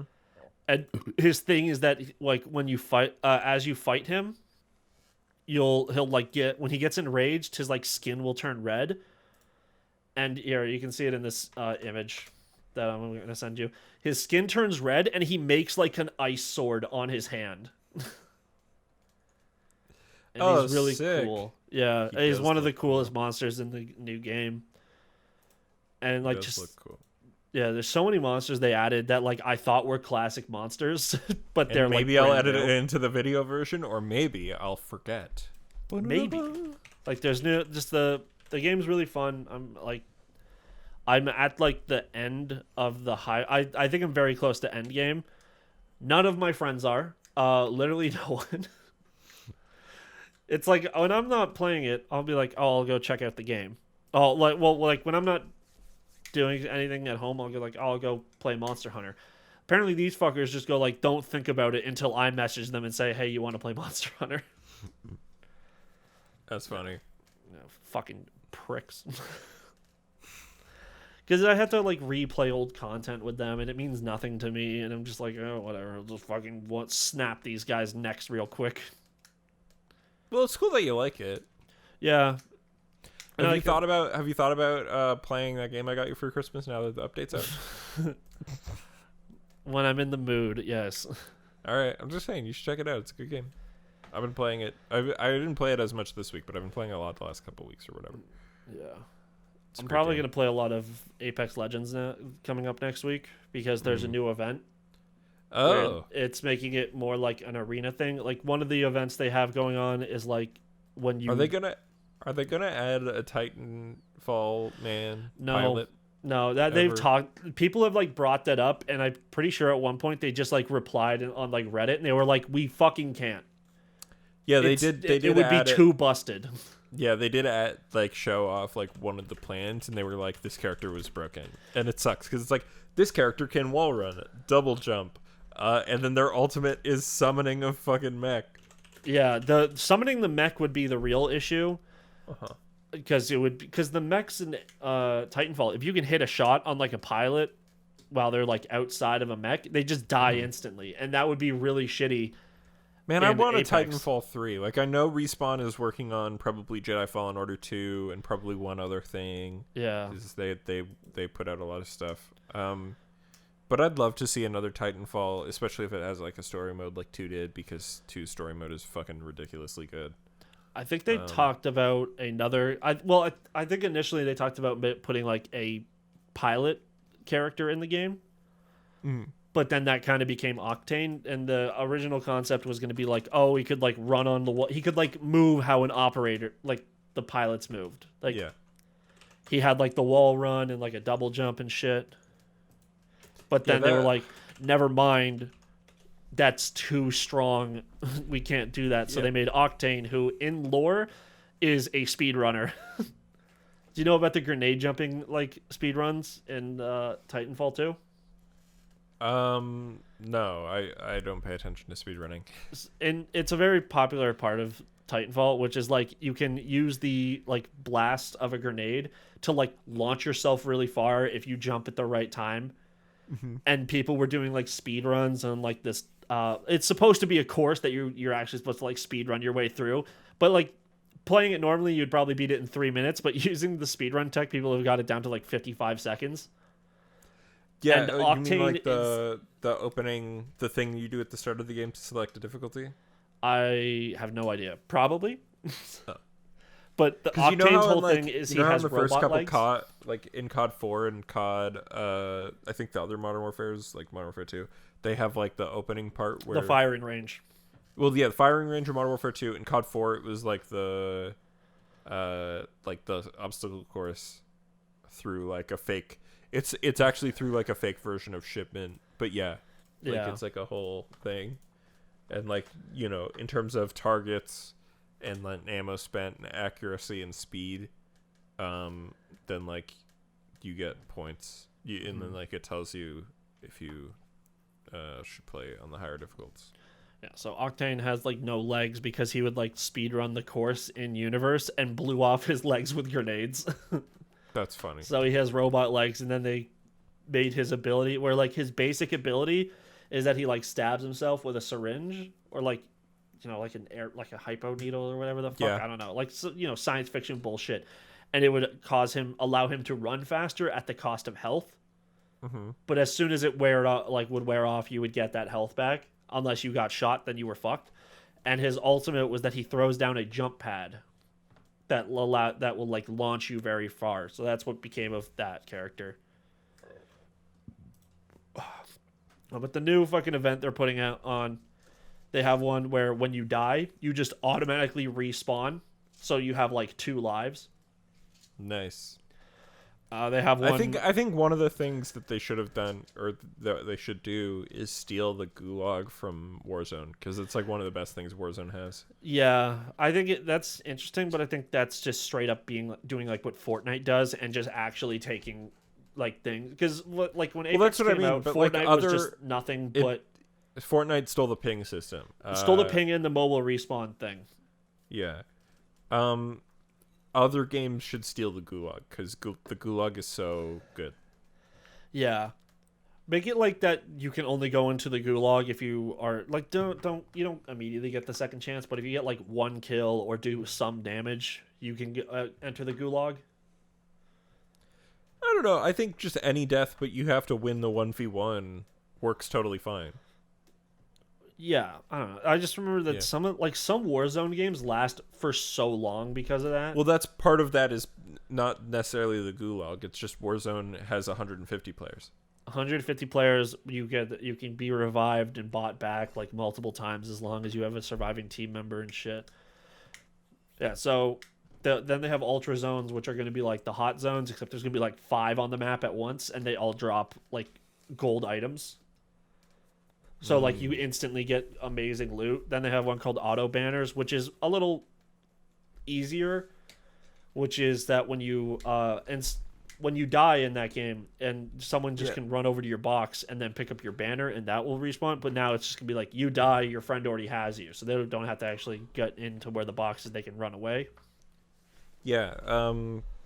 The purchasing revive system I think is worse than the Gulag. Like, Warzone, when I played it, at least didn't have like an equivalent purchase revive, but it did have like you basically get one shot in the Gulag to come back, or else you're dead.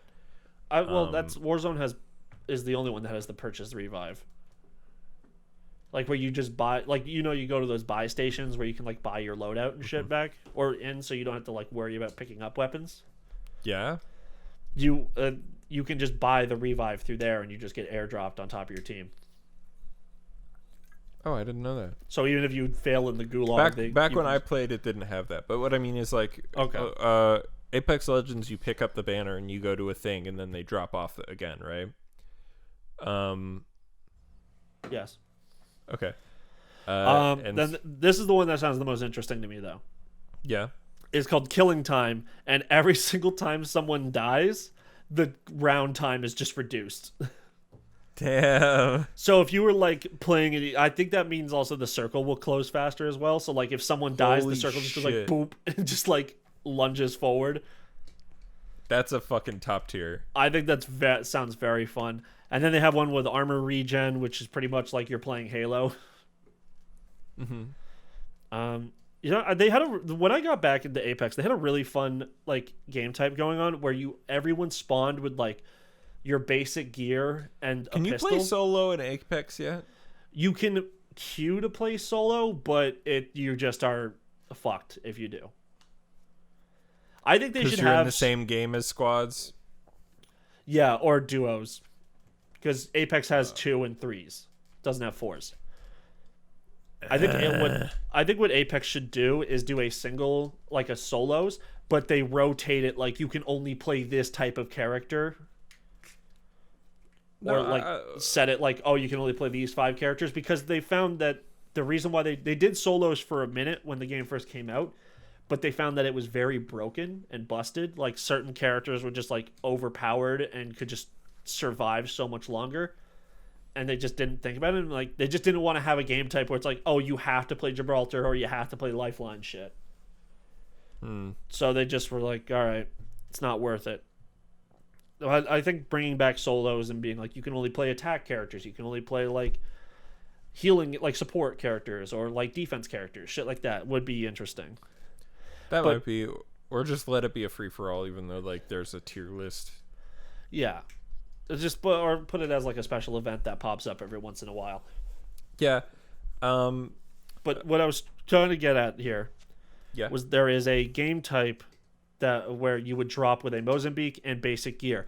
I think that should be a permanent way to play the game, except they rotate what gear you get. Like, oh, maybe this time you spawn with an armor and like a P20, or like next time you spawn with a helmet and armor but no gun. Like they just give you 2 pieces of starting gear, so it's not like I have to go punch someone and if they grab a gun, I'm instantly lose. Yeah. But anyways, that's Monster Hunter. It's a very fun game. Damn, it's so funny following Gail Simone on Twitter, because I keep seeing tweets where people are trying to get HBO to get her to do an HBO Max series for Black Canary, and I'm like, that'd be so fucking good to continue off Birds of Prey with a fucking Black Canary show. I'd watch the hell out of that. Oh man, I was talking to a guy at work yesterday, and he was like, "Gail Simone's the fucking worst," and I'm like, "Why?" "Oh, what a dipshit!" And he was like, and I'm like, "No, she's written good shit. Maybe like, you don't have to like everything she's done, but she's still written good stuff." And he's like, "Yeah, her early stuff was good, and then when she got comfortable and could put in her SJW shit," and I'm like, "Oh yeah, I forgot. You have a problem when when a white character starts becomes a black character." Gail Simone did like unquestionably the best run of Birds of Prey. Twice. She did 2 different runs on that book and was great. She had her Batgirl solo stuff was like one of the highlights of the New 52. Yeah. And like when they fired her fans campaign to get her back so bad that like DC hired her back. Which is why that story kind of slumps in volume 3. But yeah, man, I like Gail Simone a lot. She's done a lot of good stuff. Her Secret 6 run is also great. You should probably check it out if you like Suicide Squad type stuff. Secret 6 is basically Suicide Squad, but they're different. But King Shark shows up and he says, he does what his famous catchphrase was before he became a nerd on Harley Quinn, the TV show, which is he does a song in that run. He's like running around doing stuff, and he's like, I'm a shark, I'm a shark, I'm a fucking shark. That's good. That's a good one. Yeah. But yeah, it's great. Speaking of comic books, I read a comic book this week. I'm going to be super fast about it. Gideon Falls, I mentioned last year on this podcast that I had read a bunch of it that was already out in volume form. Well, guess what? This week I read the rest of it, and it's really good. I think it's set up. Part of the problem with stuff that's mysterious is shit being mysterious and weird and not knowable rather is kind of more interesting than shit being like known than the mystery being solved necessarily, I just realized when I'm like down here, you can see all my beer. Yeah, you can. Whatever, I'll expose myself. I haven't cleaned up in a while. Or you just have a problem, or both. That's like 4 weeks. It's a 2-4 of bottles, a 2-4 cans, and I bought a 2-4 cans again on Friday. And that's why I keep waking up at 4 p.m. on fucking weekends, because I stayed up till 5 last night watching Viva La Bam with Stevie and Anthony. Damn. And Ben was there, but he wasn't watching. But yeah, okay. Gideon Falls. Yeah. Good mystery shit. It's super fun. I reread from the start, actually. Is it about little Gideon's side story of Gravity Falls? No. Damn, I'm not interested. It's a really cool book. The pitch is that, like, there's this mysterious black barn that can just appear, and it's creepy and spooky. Nathan. And it's, like, Lovecraftian. African-American barn. Come on. No, it's black like pitch. Can't believe you would say. I don't know. Go on. Yeah. So like. Okay. Is this a standalone like graphic novel thing? This is a standalone horror book. It's not in anybody's universe other than its own. It's by Canadian writer Jeff Lemire. And Andrea Sorrento is Sorrentino. Sorry, is the artist who worked with Jeff Lemire on his, or I guess worked together with him on their much beloved run of Green Arrow. Because they did that together. Which is really funny because it's like New 52 Green Arrow sucks, and then you get to the bit where it's like Jeff Lemire and Andrea Sorrentino do the art for like a really celebrated run, and then it's like nobody cares about Green Arrow again after that. Although apparently I think post Rebirth there's some good Green Arrow Black Canary stuff. Did they fuck? Well, of course they fuck, dude. They fuck. Do I get to see it graphically? I don't know. I'm not sure. Something's up with my ear. Oh, that sucks. Okay. I'm not sure if you see them fuck. I'm sure there's been a comic where you do, because I'm sure if I Googled it right now, I could find a ton of images. Yeah, Green Arrow Black Canary is one of my favorite comic book couples. Yeah, it's because it's a classic one. It's a classic one. Also, Dick Grayson and Any Woman. Yeah, because you just want to be the woman. Yeah. I'm a particular fan of Dick Grayson and Starfire, but only because of Teen Titans, the show. Yeah. Because I was gonna say he fucked Batgirl the night before their wedding. Yeah, that's like, I don't understand that. Like, just have like a faithful superhero. He has daddy issues. Yeah, but that doesn't mean he has wifey issues. No. The answer is he's a man slut not meant for settling down with anybody, and he shouldn't have gotten married. That was somewhat one of the writer of Jujutsu Kaisen said something like that about Gojo in it, where he was like, there's no way that Gojo could ever be with just one woman. And someone reposted this TikTok of this guy who like walks through a room and he gets a water bottle thrown at him and he like bounces it back with his ass, and the guy goes like, what the fuck? And he's like, I'm a slut, Jason. Yeah. Oh no, he says, I'm a whore, you idiot. And that's also Dick Grayson energy. Yeah, that is Dick Grayson energy. No, like Dick Grayson. The only way Dick Grayson can actually be faithful is if he's faithful to a polycule. Yeah, I think he could be in a polycule. I think Batgirl. Yeah. Starfire. Starfire. Has he ever fucked Zatanna? No, but he did fuck Huntress. All right, Huntress. Yeah. Let's throw Zatanna in there for fun. I liked the girl from Wally the Nightwing West. Rebirth. Yeah, Wally West. They're best friends. They had you can't have a real polycule without having some gay in there. Yeah.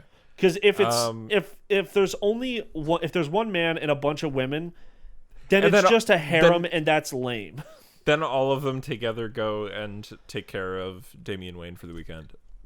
Yeah, he's like, oh, I'm hanging out with my like uncle, his like 3 wives, and his husband, and they're just like, 1 second, do you mean you're hanging out with your uncle, your uncles, and their wives and an aunt? And it's just like, no, I'm only related to one of them. And I'm that's technically related to none of them. Well, you know, they're family because, you know, he is Bruce Wayne's adopted son. Well, and also they're the best Batman and Robin. I think Dick Grayson's the other one who's like actually adopted, right? They're all adopted except for Damian. Tim Drake? No. So, Dick was adopted because parents died in the swinging thing. Yeah. Jason was adopted because he was a street kid whose parents like kicked him out of the house. Like his dad's dead and his mom's a junkie, and she like fucking threw him out of the house when he was a teenager. Okay. That's Jason. Sorry. And then Tim. Tim's dad was rich, and like he wasn't initially adopted for some time, but then his dad died, and then Bruce adopted Tim. So they've all been adopted except for the one that's his actual son, but in different ways. A lot of people were pissed when they killed off Tim's dad because it felt unnecessary. Yeah, and then in the Titans show, the thing that's super fucking stupid is they're like, preface this, I'm not saying this thing is stupid, I'm saying what they did after this is stupid. They're casting a black guy to play Tim Drake in the Titans TV show, you know, like the live action Titans. The one that like looks really cringy but is apparently not that bad. Yeah. So they're casting a black kid to play Tim Drake, which is fine. But then they're like, and we're rewriting Tim to be from the streets. Oh no. He's from the streets. His dad is actually dies of a crack overdose, and his mom like beat him when he was a child because he was born out of wedlock. And if you wanted to make a character black and from the streets, you could have had a black Jason Todd. You already have Jason Todd on the show. Yeah, that makes more sense. Like, yeah, like why can't black Tim Drake be rich like white Tim Drake? Yeah, that's very like straight up racist. Mm-hmm. You could have just had it be Duke Thomas, the Signal. Yeah. Who is also a black character. I don't like any of the designs for Titans. Nightwing looks fine. Yeah, fine, but like there's something wrong with the way Starfire's hair is. I don't know, like it's just the color. I wish it was more red, but they made it like a magenta. Yeah. Could you drop it in the Discord, the picture you're talking about? Yeah, sure. So I don't know why all their eyes are blacked out like this. Fine. I think he looks bad. Like, I bet there's some like Raven shit happening. Oh yeah, absolutely. I don't know. I think this is probably like not a great. This is like official picture for the season 3 premiere, like promotion. I just think, look, he looks like so stupid up there with his green hair. Did they kill off Beast Boy? Did they? He's in the top right. In this. That says season 2. Okay, this season 2 one doesn't look too bad. I don't like him. Is that Jason Todd in the top left? Yes, I think that's Jason Todd. Yeah, because Nightwing is Nightwing already. Yeah. No, I think Dick is bottom middle in this shot here. Is this Aqualad? Who? I'm posting it. Okay. Oh, it says it is, but it looks so stupid. Yeah, they should have gone with the Young Justice Aqualad. You know, that's the canon Aqualad in the comics post Rebirth now. Nice. I love I like that Aqualad. It's such a good design. Like, I know, I'm not saying you can't have the old style or whatever if that's what you prefer. I'm not telling you you're wrong. But like, I like the Young Justice version of Aqualad. He's such like a cool character, and I think he has a good design. I think honestly, I think Aquaman should be shirtless. Aquaman should be. All of them. Or like the problem is I think that makes him too much like Namor, the character that Aquaman is a ripoff of. Oh, okay. I don't know. I like here like this art is from the it's like a picture of like season 1 Aqualad next to I guess him in the comics.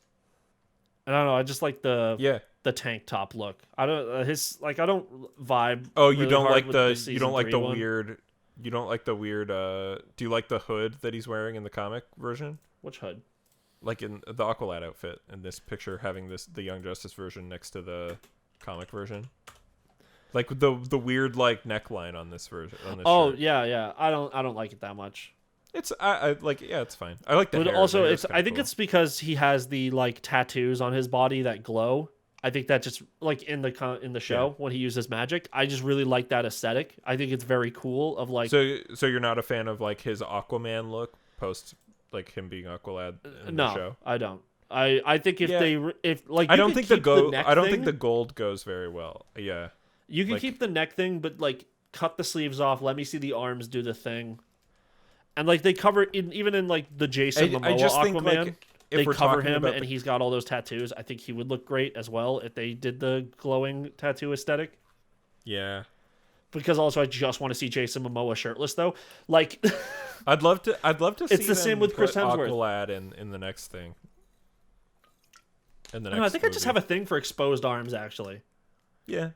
Because now that I'm thinking about it, like so my favorite what Thor you're saying outfit is Thor Ragnarok. Yeah, what you're saying is you want Speedy to show up in a movie. Speedy, why? Oh, because he Red wears Arrow. like a tank top. Yeah, or sorry, like post Arsenal, like New 52 Arsenal, where he has the stupid fucking hat.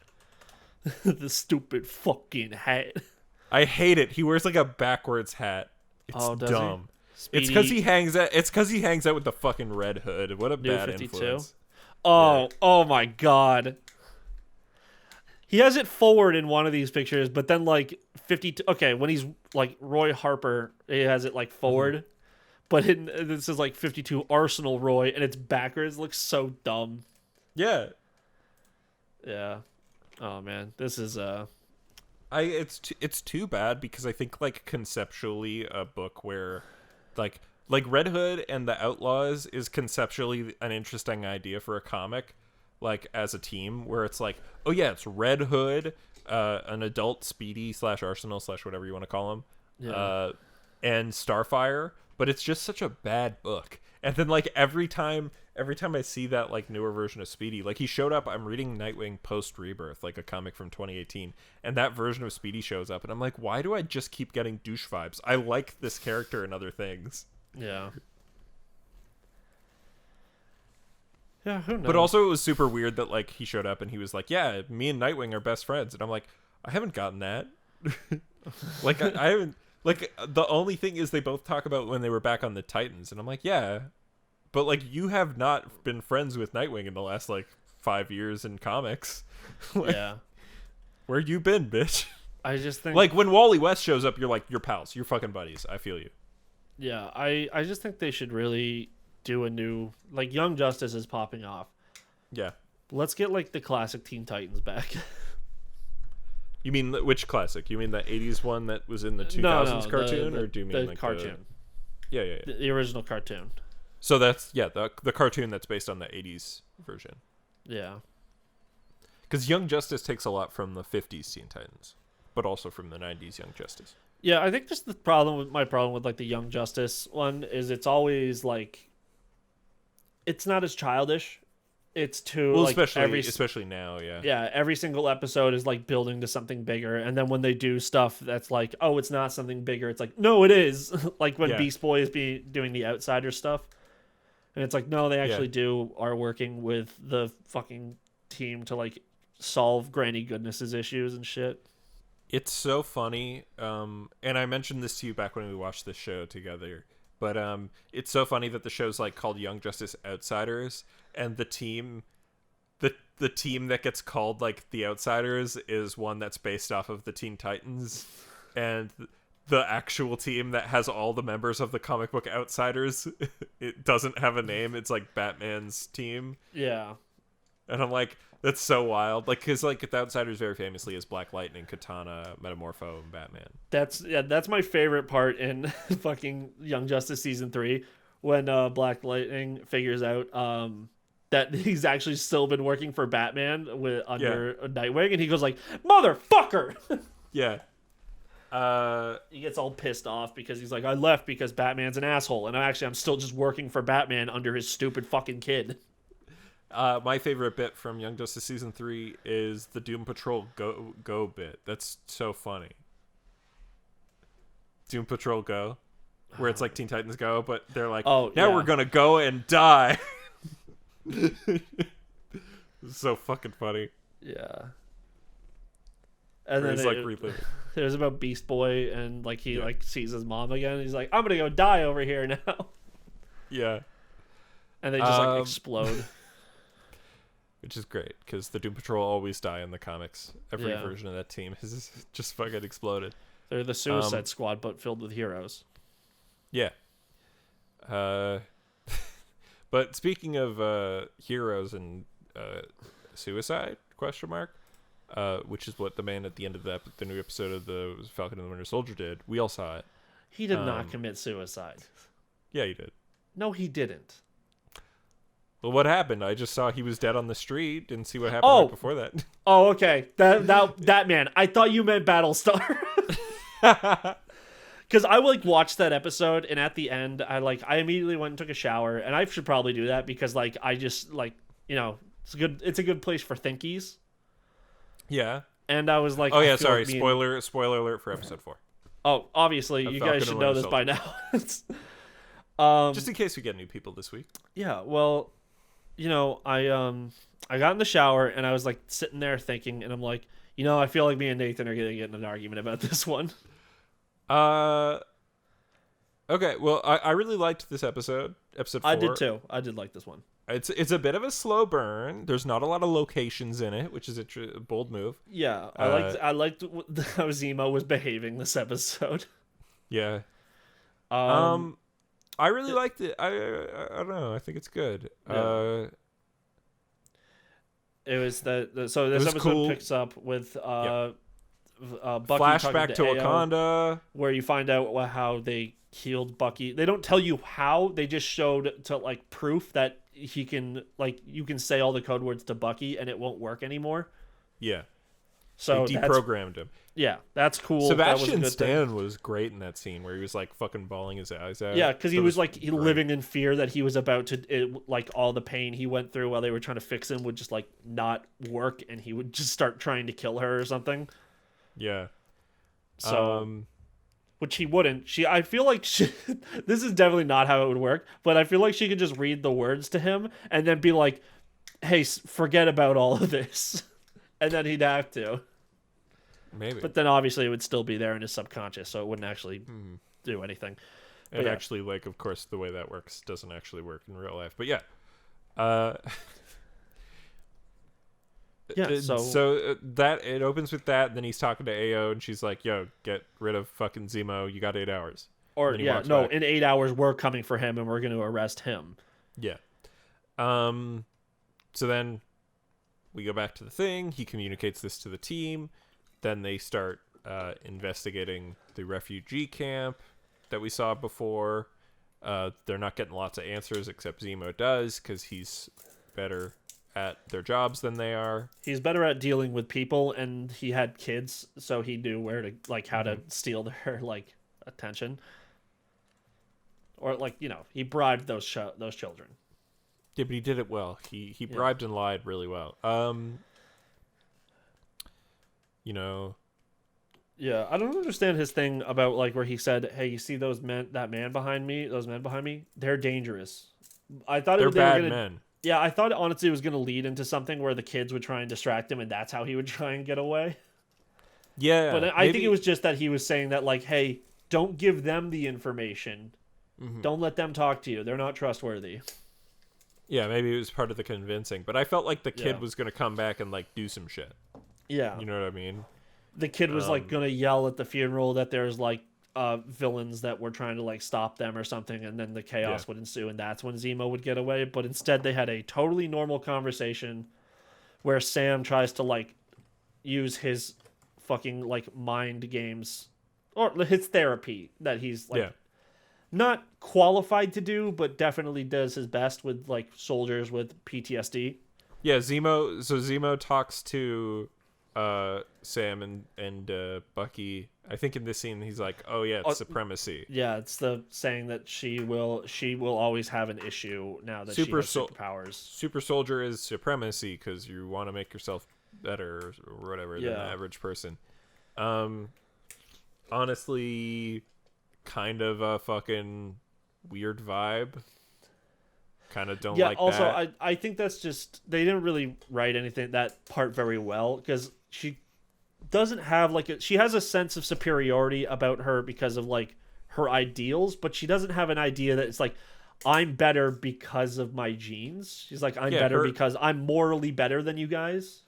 Well, her ideals are she's still fighting for the average person over the fucking like she doesn't think of herself as better than other people for the most part. Like I don't know. I do still disagree with the way I'm like with Sam on this where like he's like, yeah, I agree with what you're trying to do, but you're doing fucking it badly. Liberal. What? You're a liberal. I called you a lib. Kind of am, you know. You're a lib. You're not a leftist. Especially with fuck you. Yeah, I am. You're a centrist. No, I'm not. How dare you? I just think murder is bad. Okay, but what about when Sam does it in that first episode where he blows up 80 helicopters full of people? Not all murder is bad.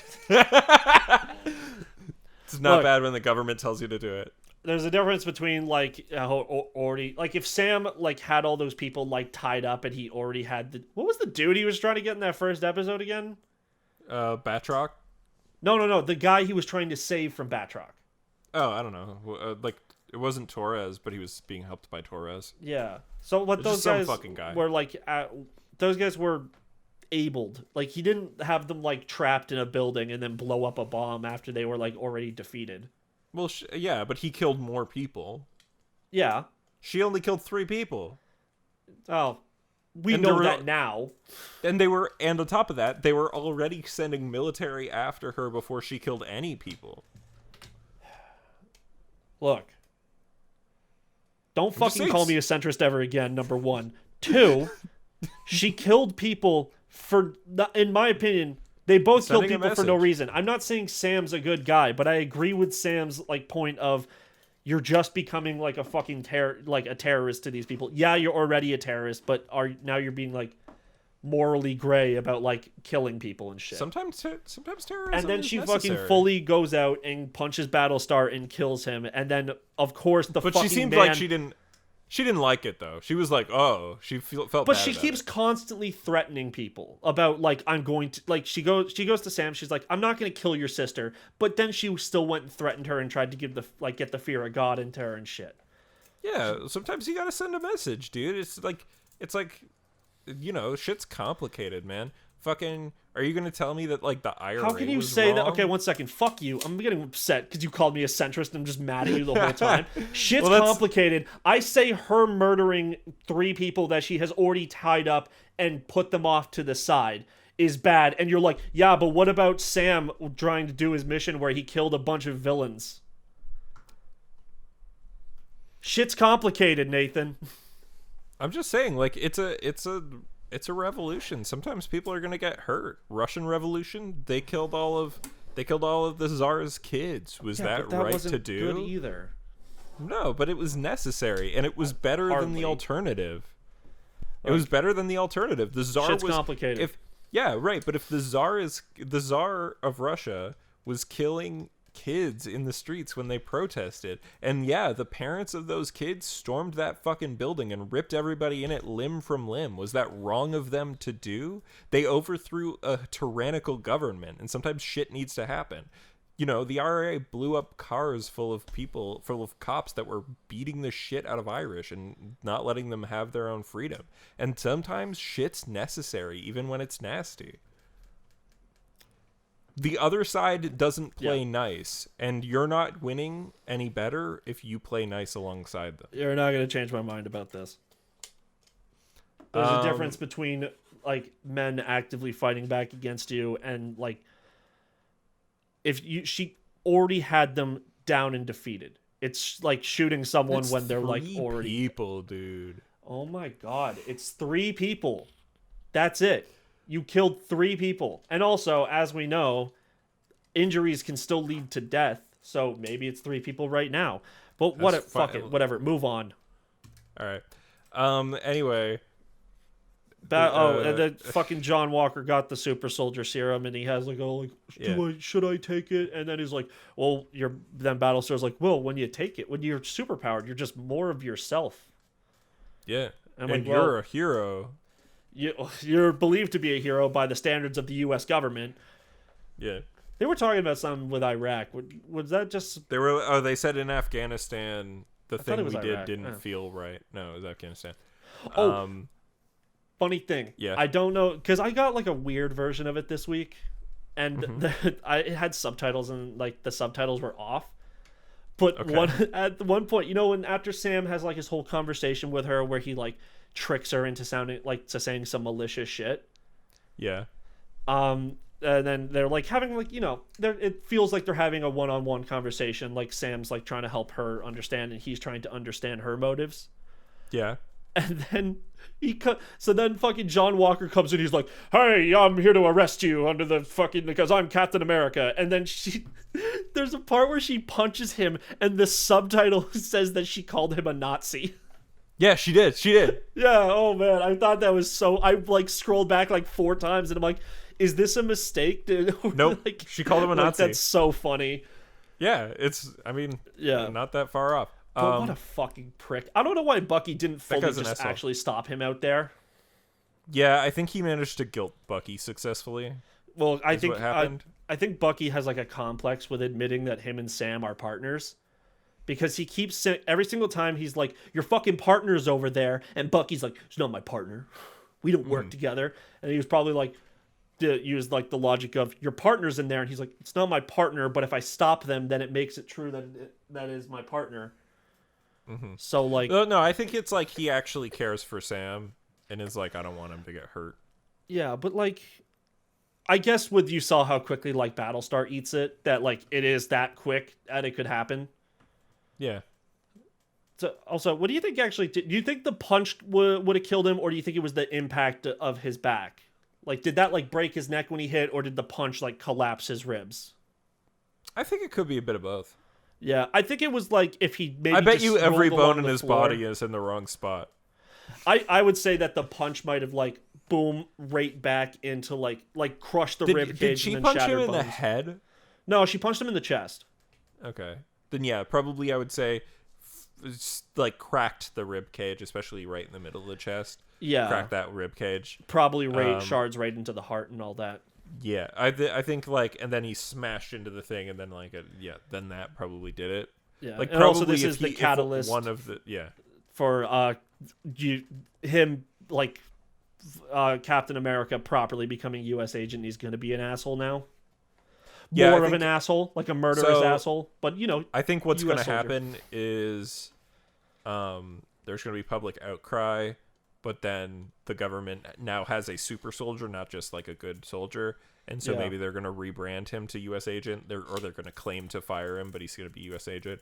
Or they're going to do nothing, which would be more accurate. And just be like, this is what happens in times of war. No, they're going to be like, oh, he was a terrorist. And it's like, yeah, but he was fucking unarmed. Running away. Yeah, and also he was like down and like, in a position where you didn't have to kill him, you could have like left him there. Battlestar's dead. Yeah, Battlestar is dead. Bummer that a black man has to die for to have a white man go through emotions.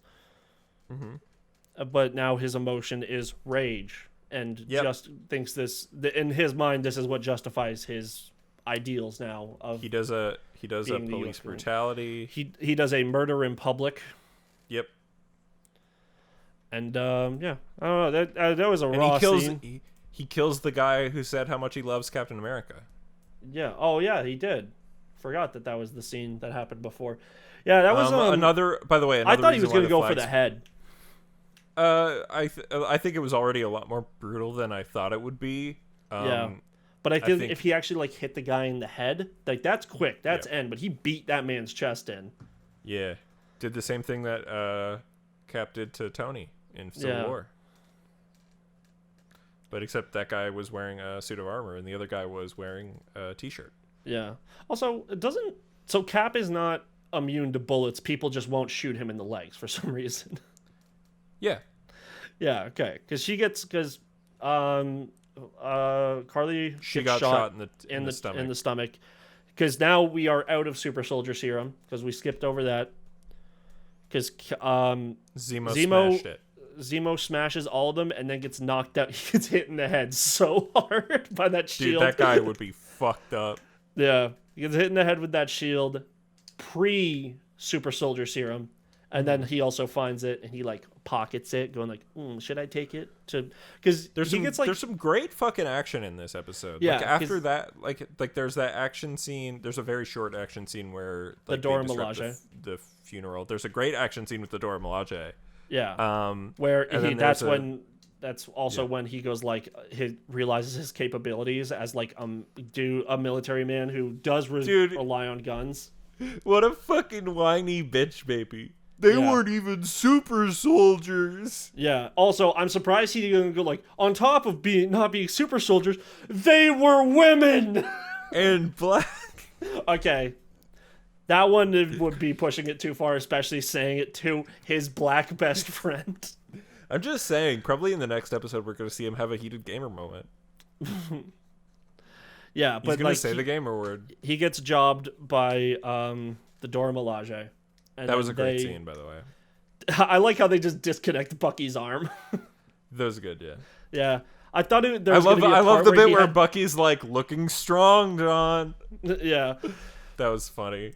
Yeah, so he gets his they fucking like the Dora Milaje. I get it that they're supposed to be like tough like military cops in Wakanda pretty much, but their unwillingness to even have a conversation also helped Zemo get away.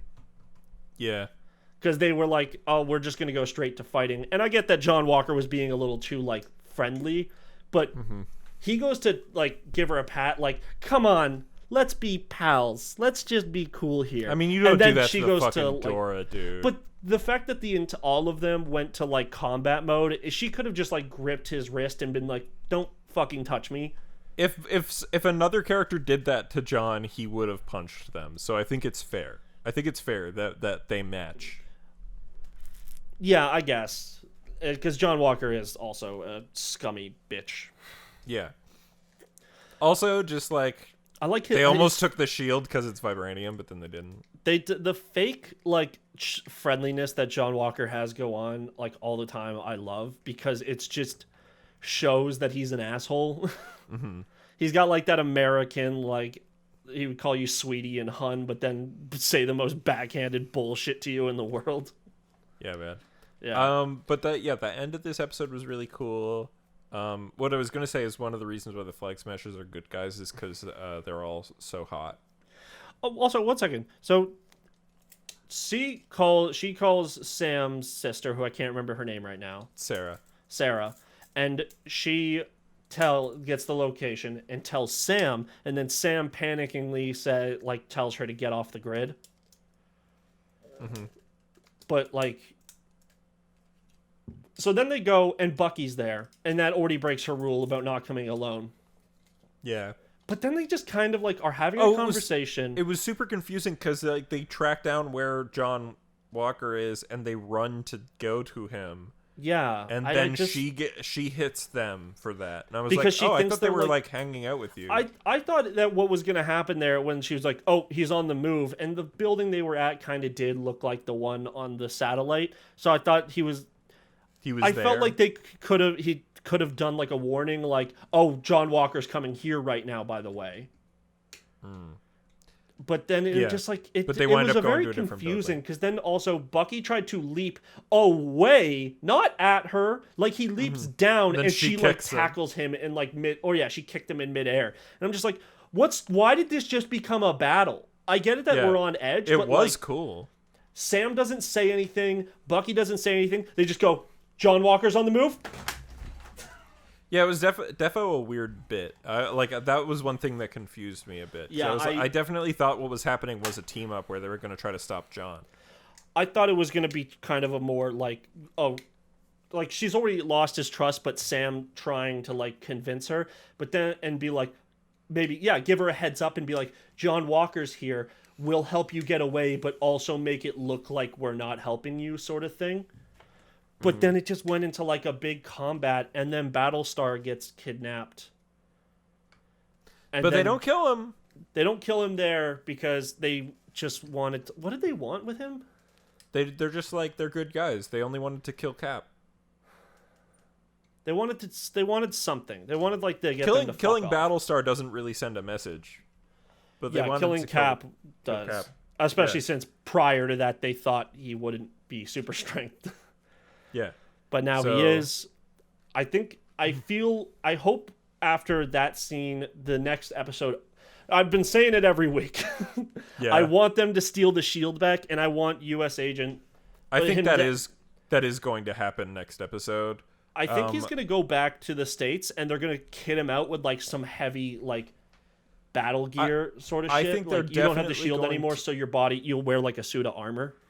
I think they're definitely going to switch him to U.S. Agent in the show. Like I think he's going to have the black version of whatever suit he's wearing, of the suit he's wearing. Like Yeah. you know, because it's already kind of like the U.S. Agent suit. So like just a black version, and it's got the like A that's a star, which isn't on his comic book suit, but like there's a star there. I do on like his- that touch. How like there's on like his little fucking holster Yeah. he's got there that the star is overlined on the other side and shit. Yeah. I think that's a cool touch. I think next step they're gonna take the shield. They're gonna go back to Sarah. They're gonna throw the shield at the tree. What? I think we're gonna see. Huh? The shield at the tree? You remember from the trailer where they like hit Sam and Bucky have the shield and they throw it into a Oh, tree? and they're like, yeah, they like have their little heart to heart there. Yeah, Another I think heart-to-heart. I think they might do episode 5. We have the creator of the show said, "Oh, in episode 5 we got someone like a really cool person that shows up in episode Yeah. 5." Could be T'Challa maybe, because the show was shot before he died. the Yeah, actor. maybe. I think that might be cool. I think I was also thinking about in the shower. This is just a main theme of the show. Is there is no reason to have a new Captain America. I don't know. Like there's like the U.S. government just like, oh, we just need to show that we're powerful all the time. So we're gonna just say that we have a new Cap. But Captain America does need to exist outside of war. So like them creating naming a new Cap just feels like them saying we're always at war, because that's how the U.S. government behaves. Yeah, I think Captain America obviously like should exist because like we know he's a hero, is even not during war. Yeah, but his like the way they named him and the way they brought him out was like straight up propaganda, and he was living for Oh, it. yeah. Oh, for sure, yeah. And by making it a dude who's much, like already established in the military, because wasn't John Walker? Didn't they call him like major or something? So he technically got a promotion to become a captain. yeah, he got promoted to captain. Yeah, and then he became Captain America because that makes sense. Where Steve Rogers just had the name, he was like a fucking not even a private. Oh, he was a private. That was his rank, and then he jumps up super high. Yeah. Yeah. But yeah, I think this show's cool. But I think first of all, first question is who do you think special is going to show up next ep? And second of all, who do you think the power broker is going to be? Do you think it's going to be a character we've seen before? Do you think it's going to be Sharon Carter? Do you think it's going to be a famous actor who isn't a character we've seen before? I think it'll be a famous actor we haven't seen before. If it's Sharon Carter, I'd be kind of like, come on. Why would she even help in the first place then? I guess to get her like serum back. But why would she even bring them to the guy who created the serum? Because then she said the power broker's pissed, and like you would end up having the fight outside, like against all the people. Like they didn't know, like for her to even fight them, if she lied and said she had fought a bunch of people, but we just saw her fight, so it just doesn't make a lot of sense to me, unless the power broker works like the shadow broker in Mass Effect, where people don't actually know what they look like. That's probably it, because everybody refers to the power broker as him and he. Meanwhile, if it's Sharon Carter, obviously she's a woman. Yeah, so it's a mystery. I hope it's a new character. I hope so too. Like Curtis Jackson or something. Yeah, Curtis Jackson. I hope that's who it is, Curtis Jackson, because if they say it's the other power broker, Malice, I think it's supposed to be Malice. Malice showed up in Jessica Jones season 2, so like that would explicitly make it not canon. Like if they had a new guy playing the same guy, and like in a completely different role, in a different place in the world, like it would completely contradict the other show. There's a guy that's actually just called the Power Broker and doesn't have a name. Well, that's the third guy who's in like a weird suit. Yeah. Oh, there's Curtis Jackson, who is like I think the original Power Broker. And then there's a dude in a suit, and then there's Power Broker Inc. Oh yeah, who is the former member is Dr. Carl Malice. Yeah, okay. Carl Malice is like the second power broker, but he was there with the first power broker. Yeah, and then he loses the control to the actual guy named the Power Broker. Do you know what would be sick if they have the thing that happened to Curtis Jackson in the comics, where like he took a serum to get super big muscles, but his muscles were so big that he couldn't leave bed. Like, like he was like so jacked that he was bedridden. I think that would be like a fun bit where he's like controlling everything from like a hospital bed. Oh, hey, Battlestar was supposed to have superpowers as well. In the comics, yeah. Yeah, but he's dead now. Yep. Powers come a lot easier in the comics than the show. Yeah. than the movies. Yeah, so fucking... Yeah. The show's good. I still stand by that the Flag Smashers did nothing wrong. Sometimes you gotta break some eggs to make an omelet. But if you break some eggs and you drop a bunch of shells in, it's gonna be a shitty omelet. Yeah, but I mean, I'm saying like, maybe have you ever cracked an egg on the side of the bowl and the egg landed on the fucking counter and you're like, shit. Multiple times. Yeah. There was a week where, I don't crack eggs on the side of the bowl because you shouldn't do it like that. I crack it on the counter, and I would like crack it, and just like before I even got the chance to like split it apart, it would just fucking fall over the counter, and I'm just sitting there like, fuck. I did it like twice in a row one day. Yeah, right? That's what I'm saying. Sometimes some yolk gets out there, and sometimes you gotta commit a couple of murders. But, like, they want to make the world a better place, and I don't think they're wrong for doing it. I think her whole thing about that they got, like, the borders became very open, and then people came back, and all of a sudden they got closed. She is correct about that. And helping refugees. And helping refugees and all that. But, I just have... And being mad at big corporations. Absolutely. Yeah. But, like, it's the same problem I have with, like, shit. Like, in Cyberpunk, there's, like, a bunch of missions where it's like, oh, go kill this, like, corporate drone. And it's like, but I don't know why he's a bad guy other than the fact that he has a job. Because, like, sometimes it's like you're a low-level guy. You don't know. You're an idiot. Or you just need to keep doing it to survive. Right, but, like... sometimes shit's nasty, but sometimes shit gotta be nasty to make the world a better place. Sure. Listen, as I said before, this is a pro Flag Smashers podcast, and I'm sticking by that, even when they do have like do some terrible thing. By episode 6, I'm still going to be saying the Flag Smashers were right. But what if she just turns around and goes like, you know what? I am a supremacist. Then if you're not mixed race, you're burning in hell, and I'm gonna kill you. I've already committed. It's I'll stick by it. Mm-hmm. I'm trying to think But again, her and the rest of the Flag Smashers are too pretty to be the bad guy. Okay. All right, that's a I'm just bad saying. opinion Did to you have. see I know that? you're Did you like see kind that? of you're like joking, but also being serious. But that's like, Do you see the fucking Asian Australian guy, dude? yeah, he's hot. Yeah, he's so hot But compared to that's John Walker. I don't know. That opinion is very much sounds like it's It's a not movie. Trump's child prison camps. It's Biden's child prison camps, and they're so different. No, I like. Listen, I'm gonna support the revolutionary group. I like revolutions; they're cool and good times. Yeah. And sometimes they're messy. You know, we had to bring out the guillotine for the French Revolution, but it's better than having a king.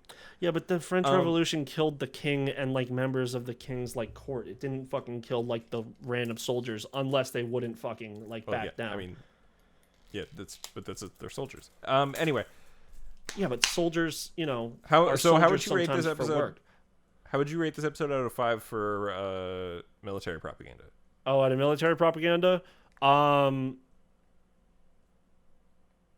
I would say a 2. I didn't feel like very propaganded. I'd say 2. I'd say 2, maybe 2.5. I think them killing Battlestar is like them being like, here's John Walker's justification for like his rage, because it's not like it was a random guy or like just like he killed one of my men. It's like, no, you killed the man's best friend.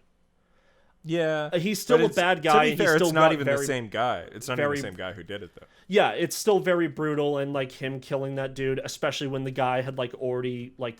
And he could have arrested him. Like, you could arrest me now, like, you know, like how, like you're trying to arrest these people just because you're Captain America. You're not judge, jury, and executioner.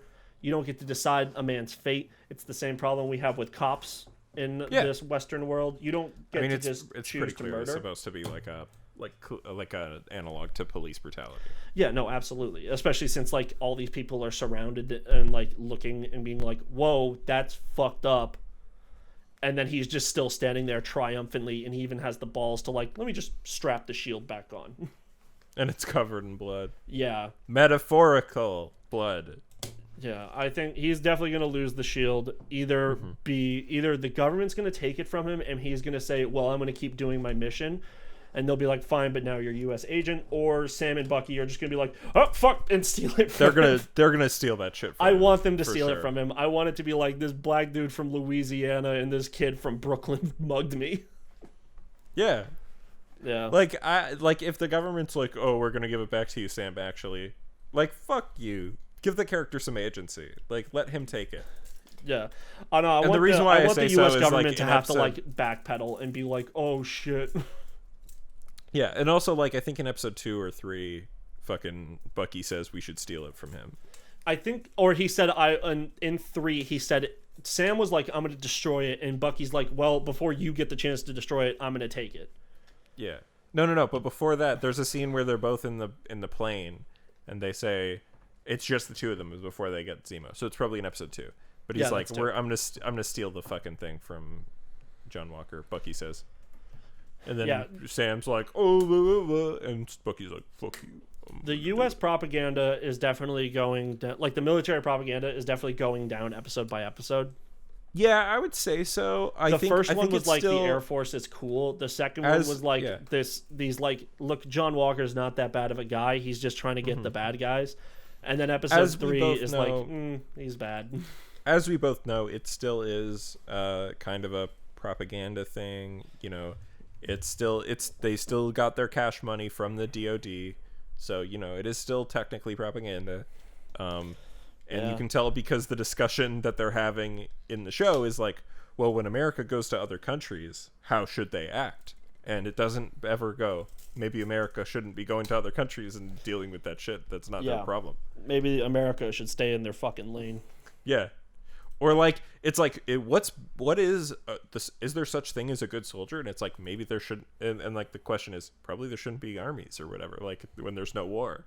And it's like, whoa, but that's like, they don't ask that question, right? But yeah, there shouldn't, like we can argue about that. I don't know. I don't have that much of an issue with the concept of an army. I have an issue with an army leaving its borders. Like, yeah, but then at that point, then you're just fucking what? Like having them, they're just all weekend warriors. Just it's like a waste of money. Everything's a waste of money. The U.S. defense budget is a giant waste of money, but if they were at least inside of the like borders, it's like, what are they doing? They're there as like a deterrent of invasion instead of them going to like other countries and being like, we're a deterrent by invading you. Like, shit, I don't know. It's just true. All right, let's wrap this bitch up. This fucking comic book TV show isn't going to say anything. It's going to be like, oh, maybe both sides are bad. It's going to stick firmly in the center about like the U.S. government isn't bad. Individuals within the government is bad. The soldiers aren't bad. These soldiers are bad. Stop rubbing my face. Why does your fucking clicker look like that? It's a hand. It looks like a cartoonish hand. That's just how it looks when it's trying to grab shit in this app. I don't know. Oh, that's a joke. That's not even a fucking joke that the video watchers can do. Now I'm rubbing my mouse, which looks like a hand, across Ian's cheek. Mm-hmm. You're a good boy. No, I'm not. I love the U.S. government. I wish they would stomp on me so I could lick their boots even closer to my face. Nice. John Walker's the real hero. Sam and Bucky are bad because one of them's not white. Yeah. And the other one's Eastern Bloc IRL. Yeah. What Eastern Bloc IRL? Well, he's Romanian. Sebastian Stan's Romanian. Oh, but like the character Bucky. Yeah, the character's you know. He's a red-blooded American man. And he's hot. All right, guys. Thanks so much for listening and or watching.